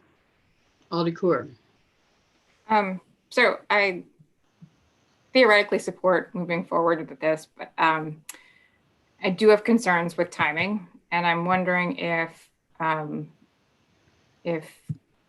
Director Anderson would be amenable to a smaller amount, or to hold this as part of a potential budget amendment next year if we find that we've got 15K that we can work with either after we do Stormbridge, or if there's some other place to slide this in. I know that 15K, it's a workable amount. I know it's, you know, it's a larger workable amount, but we've done that before. And I guess based on all the other things we're taking on right now, I do think that if we do something with the road by Waterman and Schluter, that may lead us to want to move forward with this. And so I'm wondering if after we do that piece, it makes more sense to slide this in at that point. Anyone else? Alder. Were you going to answer, Jake? Oh. It's okay. The mayor can do what she wants. Yes, I do think if with the speed humps there, we can see after bid opening on our projects for next year and revisit it in spring if you would like as a committee. I do think we should evaluate the capital plan as it relates to several large projects. So you can have maybe, you know, do we hold on all park projects until we start on a phase one of Sun Diamano? Because otherwise we need direction as staff and as a committee of kind of our medium-term and long-term investments in park improvements. So we can go based on need, or we can go based on, you just have to maintain with what you have until this date. So absolutely, I do think we can make that work, and I do think we can do it for a lesser dollar amount. However, I do also think if you want to get it done before you start making major, you know, improvements, we should start working on it, whether it be informally or with a consultant next year. And we can bring that back in spring. You know, I would just say that San Damiano has come up several times, and I don't see any getting involved in any giant project there in the next couple of years. I think we need, first of all, we need to actually purchase it, and that won't be happening for 7 or 8 months. This is something we really want to get a lot of community input on. We are working on several different funding sources right now, and that may make a difference in what we do or don't do. So, you know, we're going to want to do something at some point, but I don't think we need to necessarily do anything really big initially, other than put some picnic tables out there and maybe clear a couple pathways. You know, it's nothing that has to be done in the next couple of years. So I'd like the community to take some time and really think about it. Alder Thomas. I agree with what the mayor has said. And I want to say to Jake that just because we're buying San Damiano, it doesn't devalue the rest of our parks and their value to the community or our need to maintain and do them. And that's not what I'm saying. And I agree with what Alder Kerr has said. You know, neighborhood parks are the heart of this community. I just think that this year is, you know, we're spending a bunch and we're trying to hold the line a little bit, and holding off on it for a bit is something that appeals to me. And Jake, I think I'm also a little concerned about your time. So I hate to put too much on your plate, because San Damiano will involve work from the park department, and we also have the Woodland Park project this year. We have the Stonebridge Park project, you know, so that was part of my rationale. And you may have you probably have fewer seasonals again because of our budget situation. So I want to be cognizant of what we can actually do. I realize I think you're a great park director and you've got a lot of great ideas. So. Anyone else? Okay, well, everyone in favor of reinstating the money for Schluter and Waterman, please raise your hand. Let's do what everyone opposed. Please raise your hand. Okay, motion is defeated. Thank you. Joan, did you get those? I saw that Alder Wood was in favor, but who was the other in favor? Alder Group B. Thank you. Okay, now we are on to Alder Group B's speed hump amendment. Item 6, funding to complete design and construction of one raised crosswalk connecting Schluter and Waterman Parks and one McKenna-style speed hump at the intersection of Outlook Street and Winnequa Road. This amendment replaces the purposed engineering speed humps at various locations, and there are specific numbers for this. Would involve engineering, bidding, and construction all next year. So is there a motion to approve this? Alder Group B? I just have a procedural question, which is, since we've already essentially voted to fund this project in less specific terms, do we need to discuss it? I don't see that we will vote on this. We voted to fund the engineering. We didn't vote for any of the rest of it. Okay, well, I'll move approval in that case with amended language per Alder Thomas's recommendation. A second.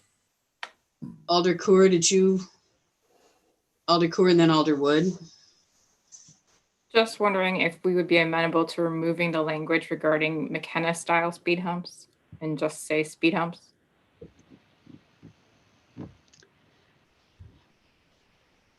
I think, again, shouldn't this be something that the engineers should get involved in recommending what type of speed hump?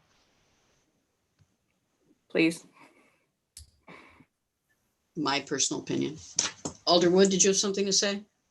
Yeah, so I think we'd also need to amend this to reduce it by 15,000, since we already approved that amount for engineering previously.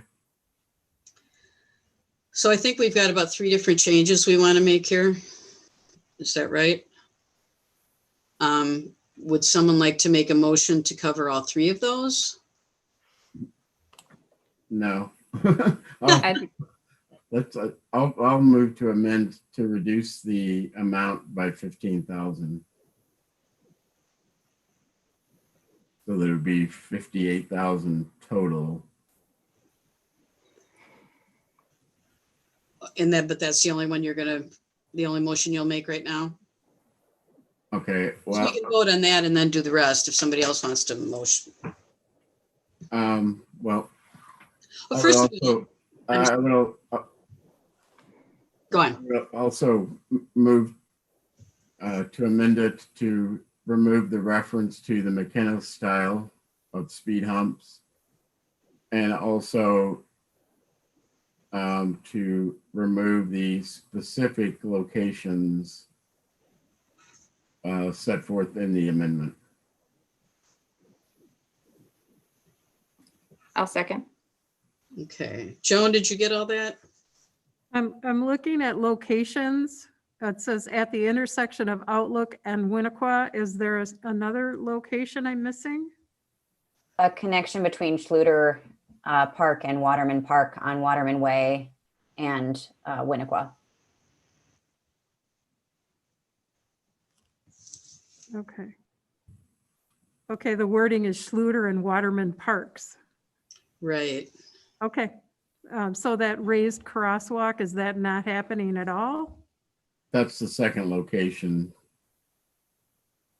And I would recommend that we keep that specific language and description for that connector in the amendment based on the request to make it a PED-friendly crossing between the parks.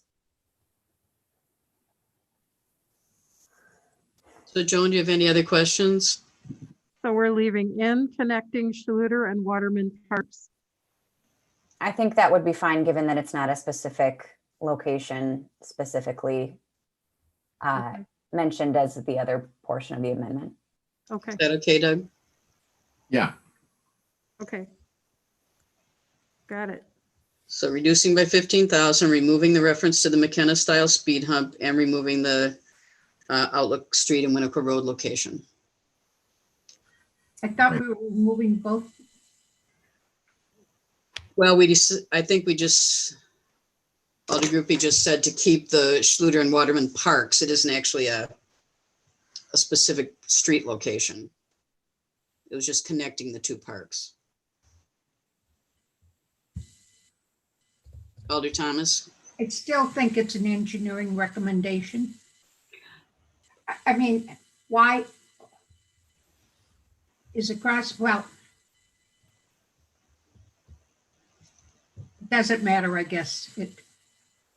I think the concern is here is that they wanted a designated crosswalk between the two parks. Is that right? Alder Groupie? Yes. Alder Coor?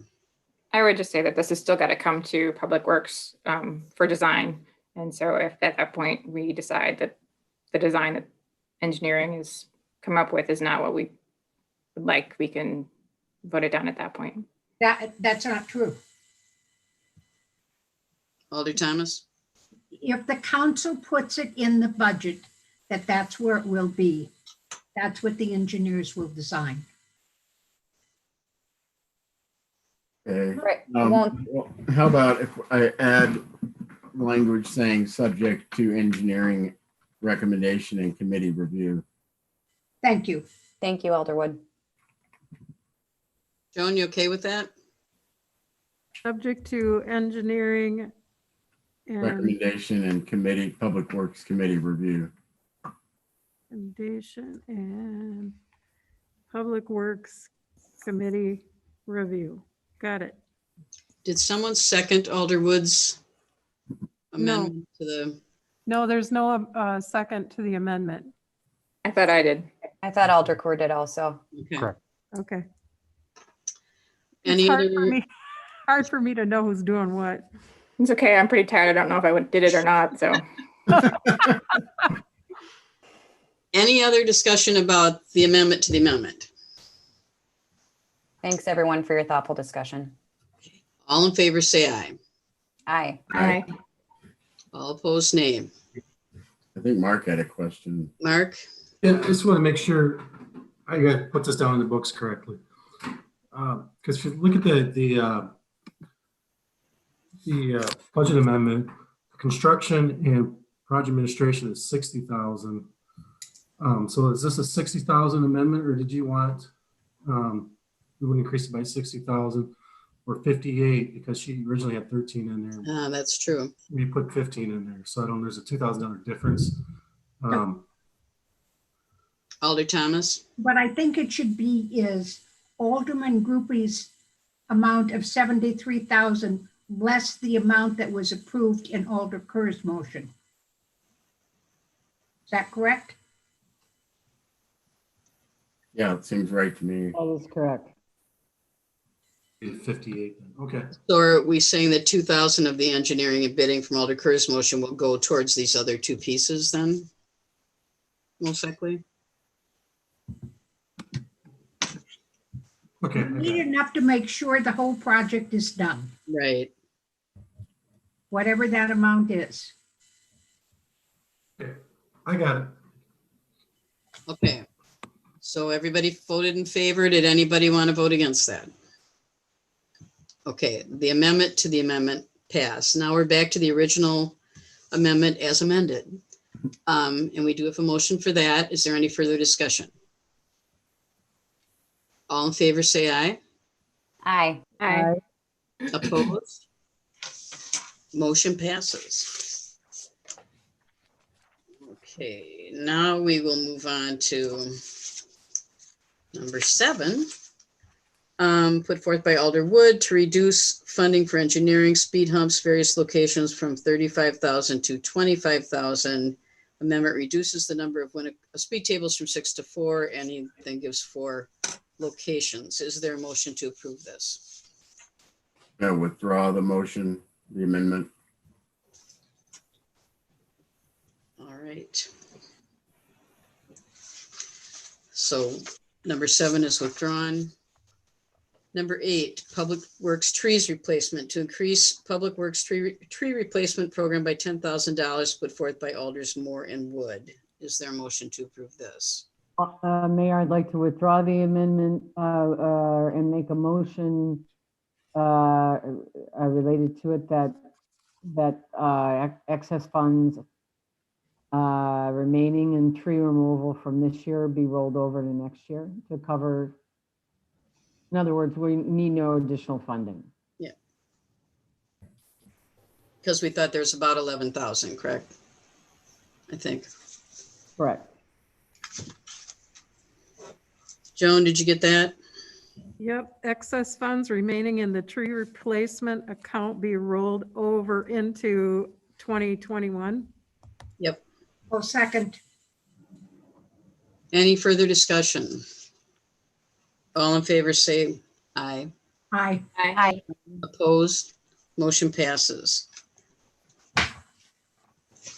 Okay, item 9. Also put forth by Alderwood, amendment for a single sidewalk and 5 total speed humps on Frostwoods from Monona Drive to Bridge Road and on Bridge Road from Frostwoods to Winnequa Road. This includes engineering and money for engineering and bidding in 2022 and $250,000 for construction and construction administration in 2023. So this would be putting these in the plan.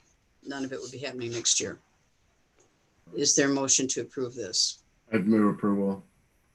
Is there a second? I'll second. Alder Groupie second. Discussion?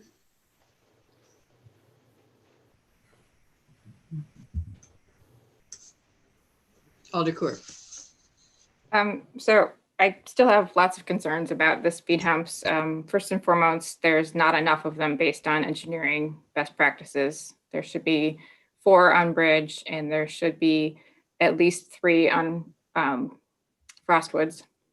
I am pleased that there's discussion of sidewalks. I will say that. I do think that either of these projects shouldn't be taken on until we do South Winnequa. That is utmost priority. We've deferred it enough. And so my concern is if we decide to try and take this on at the same time, this will be pushed forward and South Winnequa will be tabled again. Financially speaking, we would never be able to do both. I also say that we don't have current traffic data. I wouldn't support any of this until we have current traffic data. Right now, although I don't believe that this is the right time to get traffic data because of the pandemic, traffic patterns are not normal. I do realize that they may have rebounded some because some people are working in their offices, but I would say that it's not normal. And we've had extensive discussions about it not being normal.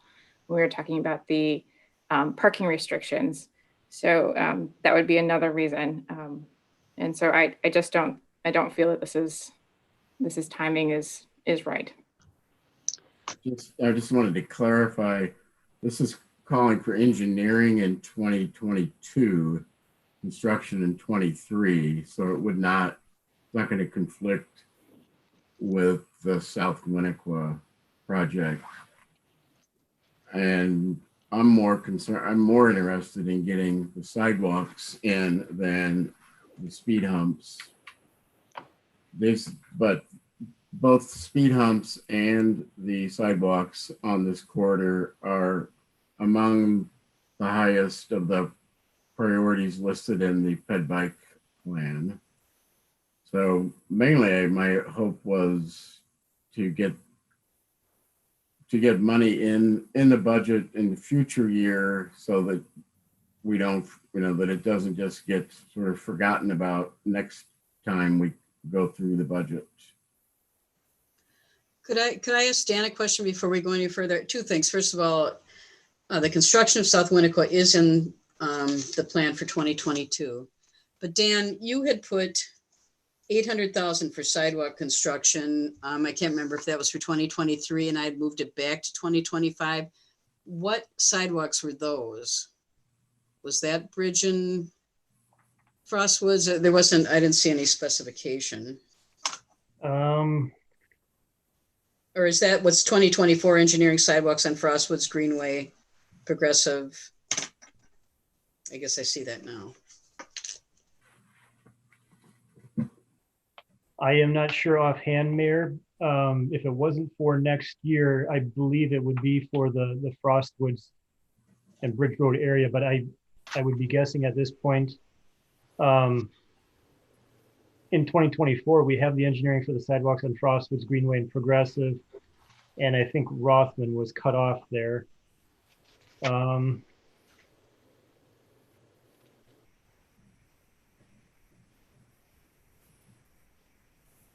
just thinking if we're going to have Doug's motion, we need to change that too. If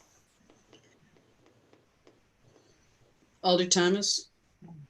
I'm curious about why Frostwoods, which has very little pedestrian traffic. There's much more in areas where people are walking to parks. I mean, if you're talking Bridge Road, if you're talking other places where children are walking to Winnequa, I'm curious why Frostwoods and why we're not having a study to assess the need for it there. I know that it was in the bike ped plan, but I'm not sure that it ranked that high in the engineering plan. But I don't know, again, we've got the council making these determinations without them going through committee, which doesn't make sense to me. Well, it would still go through the committee. I mean, so are we going to put in money in next year then? Not next year, but in a future year, 2022 for engineering and engineering study? I mean, the reason we put in Frostwoods is because it doesn't have sidewalks. It has one of the higher volumes of traffic of an internal street in the city. And at that time, the speeds were relatively high on Frostwoods and Bridge. So it does go from, yeah, so that's all I have to say about it. I mean, if we don't want to put it in the CIP, the mayor can put it in a future year, or the committee could, or we'll be back next year, or you guys, there will be a council deciding it. You know, what goes in the capital budget a year from now.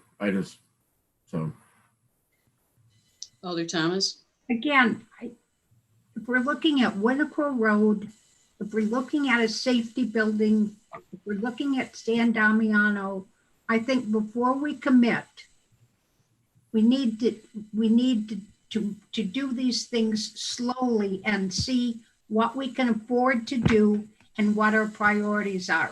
And I'm not prepared to know that this is to do it. If you're talking South Winnequa, where there are pedestrians, bikes, and cars, but I defer to Alder Kerr because she walks on that street. When I drive that street a lot, and I see very few pedestrians on that street, and I see a very wide street. And so, you know, I guess I just don't want to be adding money until we get through and find out what our borrowing is, what our borrowing capacity is, what our ability to pay is, and look at this fiscally.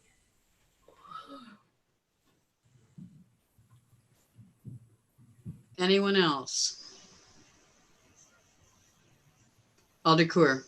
I guess this gets back to our bike ped plan, and that we accepted this bike ped plan and then we've done nothing with it for a year.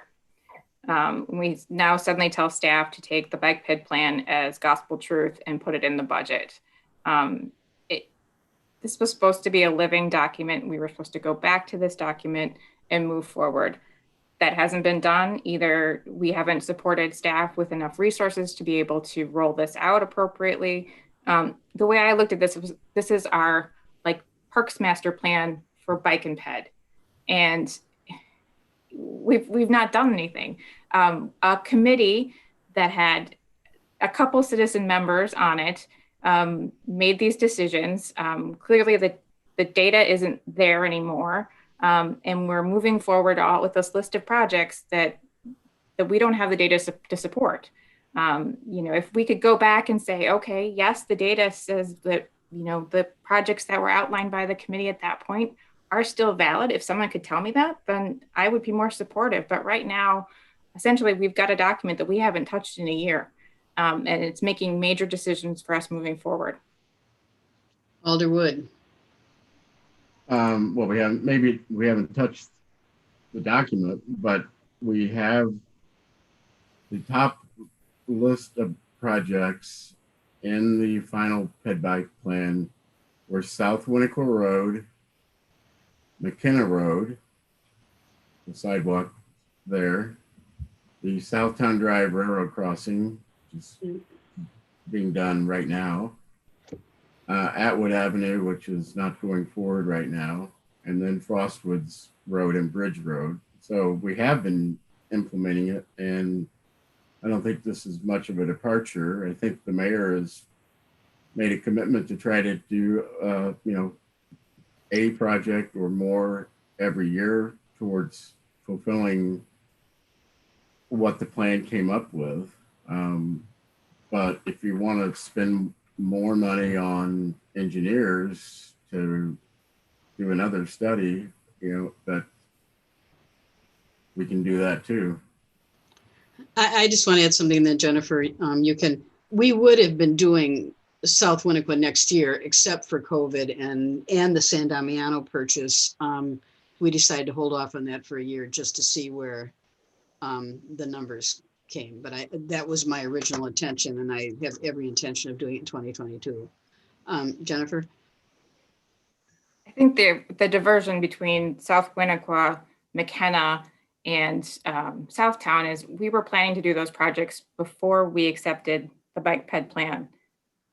My rub is that the projects that we're discussing moving forward were not discussed already with the bike ped before the bike ped plan. So to say that we're just knocking them off the list is a little misleading because they were on a different list as well. So. Well, I disagree. The Winnequa Road, essentially the design for that came out of the ped bike committee.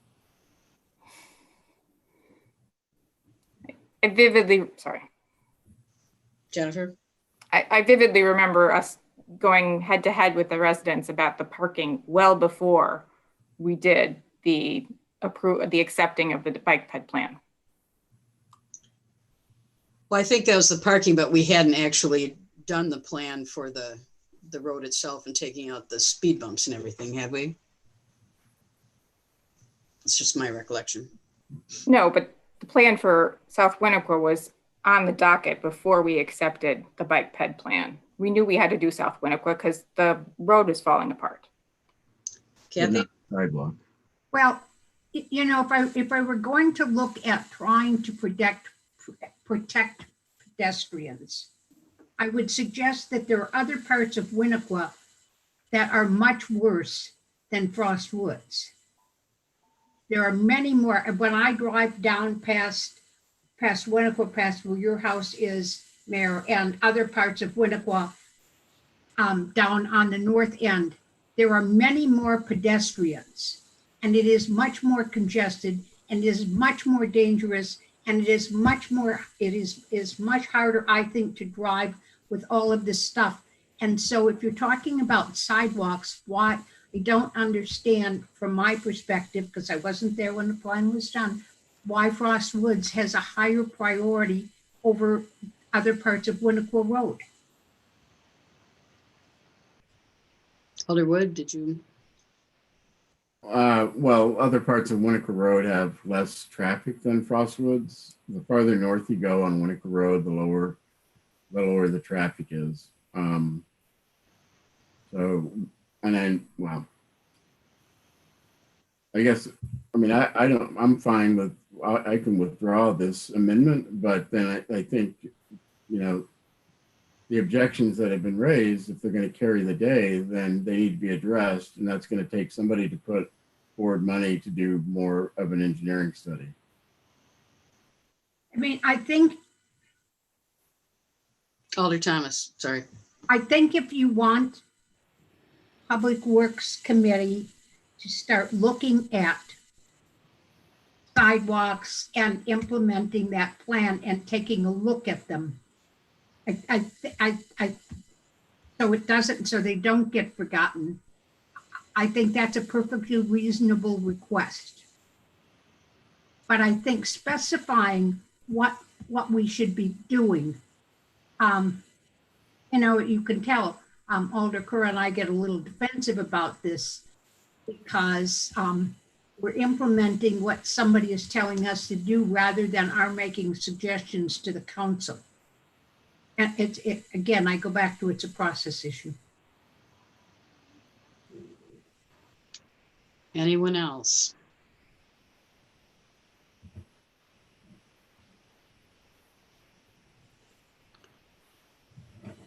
I guess if no one else has anything to say, you call the question. Last chance. Okay, all in favor of Alderwood's amendment, say aye. Aye. Opposed? Nay. Nay. I'd prefer to abstain. Okay. All right. Motion is defeated. One final item put forth by Alder Goforth. Yes. Thank you. To remodel the house next to City Hall for a couple of offices, to give the police department more space, and to relocate the court clerk out of the police department for privacy and accessibility purposes. We have had, Brian and I have been talking for several months about possibilities, what to do with that house, and haven't come up with anything specific at this point. I guess, is there a motion to approve this? We don't have a dollar amount. Is there a motion to approve this? I move to approve. I'll second. Point of order, this is a budget amendment. It has to have a dollar amount. Brian? Dollar amount at this point, because staff is still doing an investigation of what the costs are. So I can't give you a figure at this time, but once staff is able to get one, then we'd provide that for discussion at a later date. We don't really know what we're doing there, do we, in terms of, I'm not sure how we're going to get a number if we don't know exactly what it is we're doing. Yeah, staff would need a little bit of direction to help guide, you know, what that cost estimate would likely be. So the question is more from a policy standpoint, does the council support staff investigating a potential office use in that building that we can then generate the cost estimate to bring back to you before the end of the fiscal year? Alder Goforth and Alder Thomas. Thank you. Yeah, I had some conversations with staff and just had learned of some crowding situations in the police department and shortage on space there, and just some, you know, general discomfort of staff members, and felt that the house, we now own the house, that might be a good stopgap measure for us relocating some staff over there while we're waiting for a public safety building. You know, we will be having to heat the home and keep the water on for the winter months. I feel like we could convert those bedrooms into some office space with some minimal improvements that would improve some accessibility and just make better working conditions for our staff. Alder Thomas? Yeah, it certainly would make sense to me to look at doing something to that facility. But I don't think, again, I don't think we're in a position to say who or what should go over there. I mean, there are lots of other options. And so I can't support the amendment because we are getting the council in the business of staff and making recommendations to us. We're telling them what to do. And it is not our determination to tell staff who should go where. They should be recommending to us and we should be approving. So that's my problem with it. I mean, there are lots of potential uses that you might consider using that for, because we have crowding in lots of areas of the city. And is that a good potential use? Perhaps it is. I have concerns about moving some people over there because there are safety issues. So when it's so specific, I cannot support something that is so specific. All to go for it. Yeah, I would be completely willing to amend this in a more general sense. If it wanted to be exploration of moving the radio station there so the city hall staff could be kept intact, or, you know, I think any variety of options would be doable, if that would help you move to support this, Kathy. But that brings it not to be a budget question. Excuse me, I interrupted. So that becomes not a budget question, because the purpose of this meeting is to approve funding, not to approve concepts. So if we want staff to do something with that house, then I think we make a regular motion at the meeting for staff to approve it. But since we don't have a budget amount, we can't adopt it as part of the budget. All to Group B. I would just say more broadly, I do support the effort to explore the space and to potentially renovate the space with whatever dollar amount we explore, based on the fact that this was specifically a staff request. That's my understanding of the issue anyway. And I know that broader discussions with staff about what purpose and, what configuration will be occurring. But I would just say broadly, I support the idea of exploring this option. Brian, could you address if this was a staff request? That's not my understanding, but. Well, I mean, this is something we've been talking about since we acquired the property, and we've heard various feedback from staff members kind of across the board in terms of potential uses. So, I mean, I understand Elder Thomas's concern, so my suggestion and recommendation would be instead, you could table this amendment, not act on it tonight. You could adopt the budget with the other amendments that have been approved tonight. And if staff is able to bring forward a cost estimate that reflects potential uses of the building, the council could have a discussion about whether or not they'd want to amend the capital budget after it's been approved to include additional funding for this, up until the time in which we would borrow for 2021 capital, which would be early part of next year. So you don't necessarily have to act on the amendment tonight, but if you give staff direction that you are comfortable with us continuing to explore options, we could bring something back to you at a future date. Dan, did you have something to add? And then Doug? Yes. I just want you all to know that to prepare the house for winter, we did have the water shut off. We winterized the plumbing system.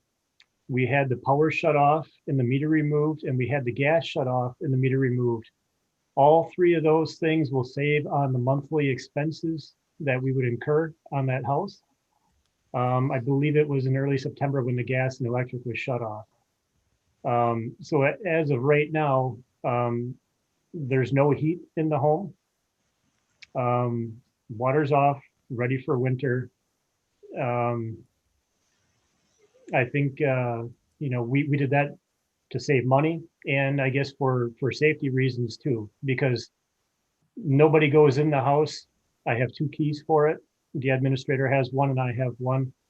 But it's not being looked in or checked on. So just so you all know that the status of that house right now.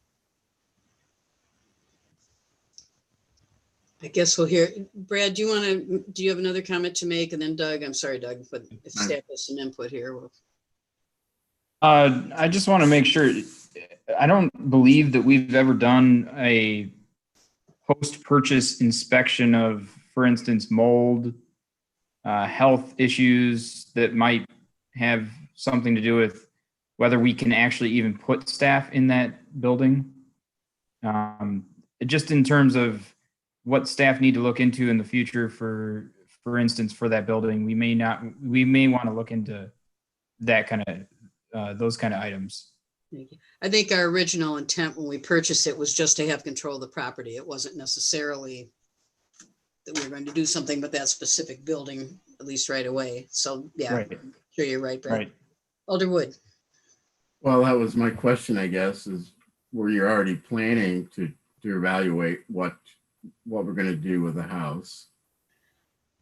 I had suggested one thing. Jake, we're currently paying for Jake to store a lot of his special event stuff at a storage unit. And I had suggested maybe he might want to move it into the house rather than paying for that. And Alder Thomas has suggested having some of the fire departments sleep there. You know, there's a lot of options. We don't, but Brad is right. We do not have a good handle on exactly what kind of shape it's in because we are mainly concerned with being able to control the property for future potential use. So we've just been tossing around ideas. Yeah, I would say candidly that having this amendment come forward for discussion, you know, it raises it up on the priority list in terms of, you know, is it something from a policy perspective the council wants staff to take a look at? If that's the case, then obviously we'll spend more time on it. Prior to that amendment being proposed, it was on the radar, but it was one of, you know, a number of priorities, obviously. Alder Moore. So if, I guess my question is from a procedural standpoint is that Alder Goforth has already agreed to withdraw any of the specifics, but essentially to offered to adjust her original amendment, which wasn't really permitted to begin with because it doesn't have a dollar amount in the purpose of this discussion. She's already agreed to make an adjustment. And now we're saying really that we can't do it anyway because we don't have a dollar amount. So can we even vote? Do we just need to close out the budget portion? Or can we even say, yeah, sure, staff, go ahead in the context of this from a Robert's Rules standpoint? Yeah, what I'm suggesting is that you would postpone this amendment until such time that staff could come up with a dollar figure. So you would not act on it tonight. You could adopt the budget with the other amendments that have been approved. If staff is able to come up with a dollar figure, this item could be brought back up for future discussion and you could amend the capital budget at a later date if you so chose. Would you want us to be specifying the police department? From my perspective, it doesn't matter because we're going to look at, you know, any number of different uses there. But We might want yeah. to just vote it down and have a different resolution telling staff to look at uses for that house. Dan and then Doug. Yes, I guess my other comment would be that if it is the desire of city council to in some way use that home in 2021, I do not have any money budgeted in the general buildings and grounds account for the operating budget to pay the bills, which was another reason why we shut all that off. So we would need to account for water, sanitary, sewer, stormwater charges for quarterly charges and monthly charges for natural gas and heat or air conditioning. So I guess if it is the desire of council, I will need to know that. And then I guess an amendment right off the bat for the operating budget coming up here in a few weeks to include operating budget money for that house. So just kind of keep that in mind. Thanks, Dan. Yep. Alder Wood.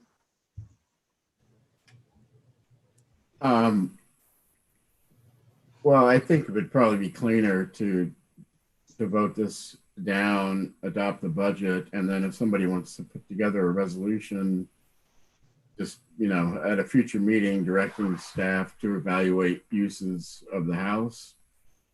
And if that's, you know, if we need to do that. Alder Corr. I would agree with Alder Wood. I just, this is too messy right now. I'm uncomfortable with this whole conversation. So I'd prefer if we remove this from the budget, voted on the budget, and then if the persons that brought this forward would like to see this move forward, they should bring a resolution to the council at a later date. Mark? Just one quick thing. If the plan is to do something with the house, I'm going to do part of the capital borrowing eventually. You really should have that done by early February because that's when we borrow early March. And when you do the resolutions, it all happens in February. So you really need that by February 1st if that's the plan, eventually to put it on there. So that's kind of the timeline for the borrowing purposes. Thank you. Anyone else? And of course, we would still have to take into account the operating end of things too. Anyone have any other comments about this? Okay, we have a motion and a second on the original amendment. All in favor, say aye. Aye.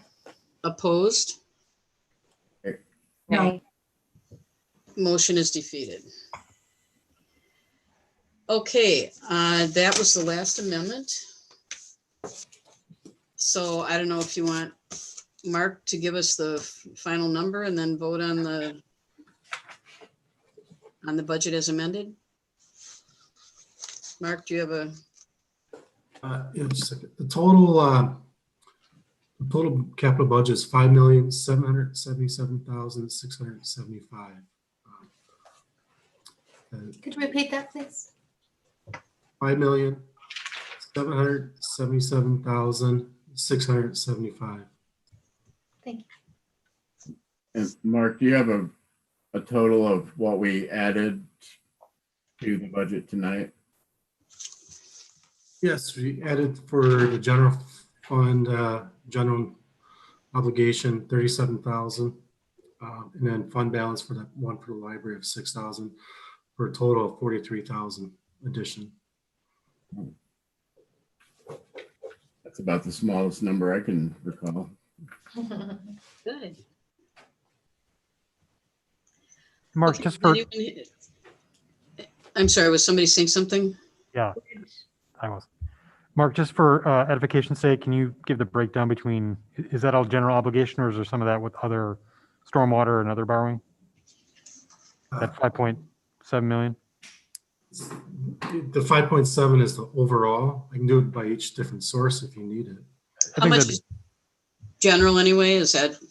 $2,268,080. So 2268080.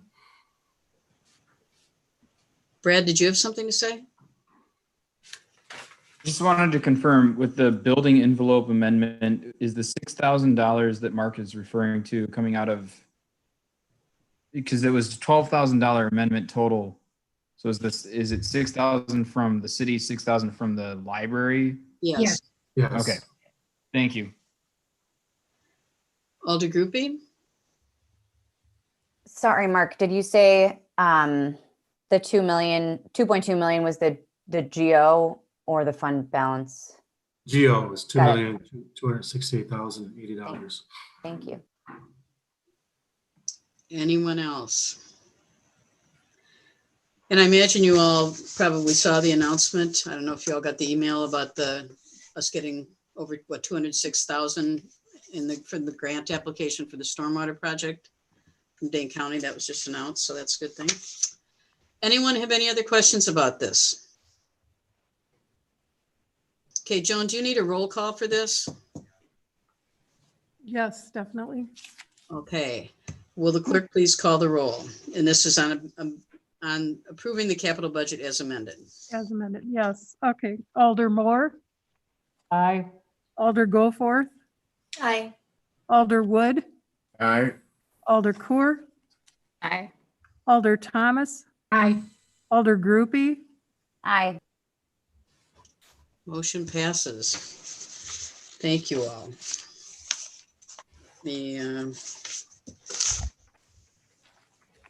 Find my agenda here.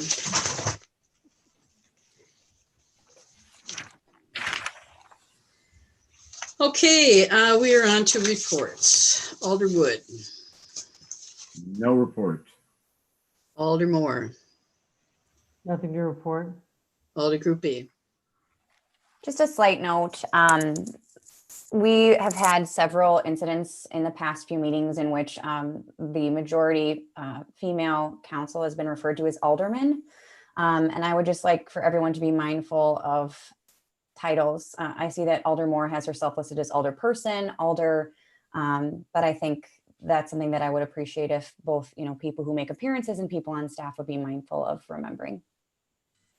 So you want everyone to be called alderperson? Is that what you're saying? I just don't want to be called alderman, if that's fine. So alder is okay. Yep. Okay. Alder Thomas. No report. Alder Goforth. Yeah, landmarks. We interviewed 3 consultants for the National Register project. We have selected 2 consultants that we will put forward to the council. You'll be seeing that soon. It came in $5,500 under budget, so that's great news. Wanted to thank the committee members who helped conduct the interviews with myself and Doug. And as you mentioned earlier, Mayor, Pagoda Roof Repair RFP is going to be sent out very soon. Alder Kur.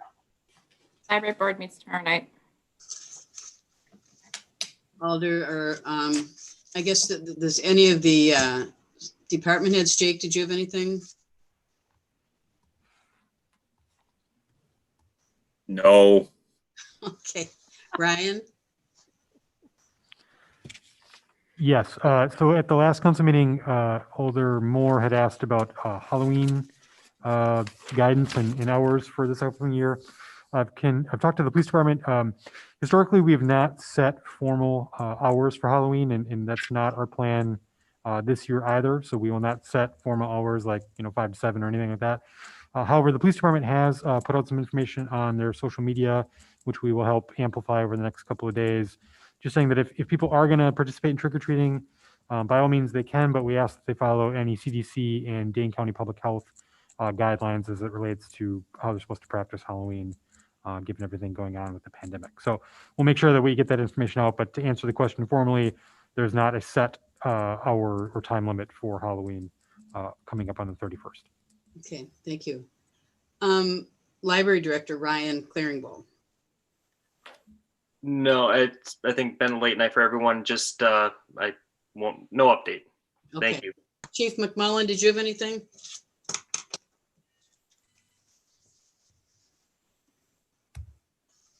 I think maybe. That would be a negative. Sorry about that. Had to bring up the microphone. I just wanted to listen in, and I'm still getting a feeling on the council and the mayor. So I just wanted to listen in tonight. I appreciate all your work on the budget.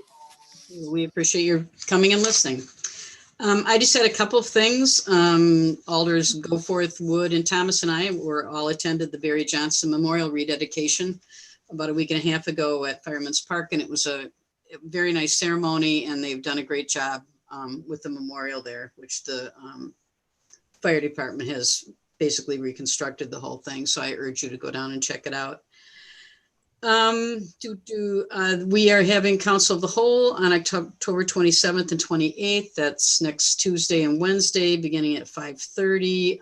Mark and I are finalizing the operating budget. I'm hoping to get him my final thoughts tomorrow, and so there will be copies available for you to pick up later in the week. Leah will let you know, and we'll also send you a digital version. I know some people like one and some like the other. I was happy to see the large turnout for the Nehemiah listening session, and I appreciate that you all came and participated, and we're anticipating more of those in the future. So we'll be, as soon as we know the dates, we'll be publicizing them. And finally, I was gone for several days late last week and over the weekend, and thank you, Council President Wood, for covering for me while I was gone. Once again, I appreciate that. We have Mayor, okay. I'm sorry, I do have a report. This is Joan. Oh, I'm sorry, Joan. That's okay. None of you can see me, but I just wanted to throw some stuff out at you all, okay? Yeah, no, go right ahead. All right, sorry. In-person absentee voting begins tomorrow from 8 to 5. That will go on Monday through Friday through the 30th, Wednesday the 21st and 28th until 7, and Saturday the 24th from 8 o'clock until noon. The last day to request a mailed ballot is the 29th. We mailed out 3,600 ballots. We've got 2,600 returned so far. And so we have a 40% turnout already. So that's pretty amazing, right? Due to social distancing, we ask that people who are going to come in person prepare for lines, dress warm because you may have to stand outside. But we have reconfigured the lobby to accommodate as many people in as we could and also allow other city business to continue.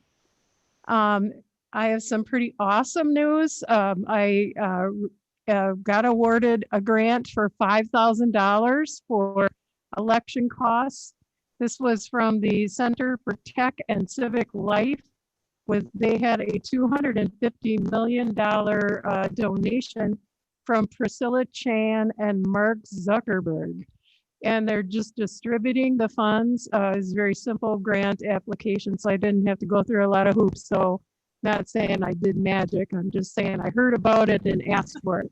So we've got that coming, and that will cover some of our costs because I had not factored in the postage cost because I didn't really need to use the grant funds I received from the Wisconsin Elections Commission, CARES Act. We were well beyond what that grant was going to be. So I just want you to also know that the additional postage for this year from April on is $9,500 just for the additional, and that's above and beyond what we spent in 16. So comparing those 4 years ago to now, that's how much more we've spent. So it's unfunded mandate, unfortunately, but $5,000 will help cover some of it. That's all. That's great news, John. I appreciate you going through the work to apply for the grant, and we appreciate everything you and Alina are doing to make the election run smoothly. Could you just tell me the name of that, where you got the grant from again? It's called the Center for Tech and Civic Life. Okay. And yeah. All right. Thank you very much. Yeah, we have one more meeting the day before the election, so probably will not see someone will be in Jones Place that night. Yeah, you'll get my request soon here to please be excused. Okay. In terms of appointments, I have one appointment, Ryan Patton, to the Zoning Board of Appeals, effective immediately through April 2022. And then we also have several additional election inspectors effective immediately through December 31st, 2021. Is there a motion to approve the appointments? I'll move. Second. All in favor, say aye. Aye. Aye. Opposed? Appointments are approved. Is there a motion to adjourn? Move to adjourn. Second. All in favor, say aye. Aye. Aye. Opposed? We are adjourned. Thank you all for all the time.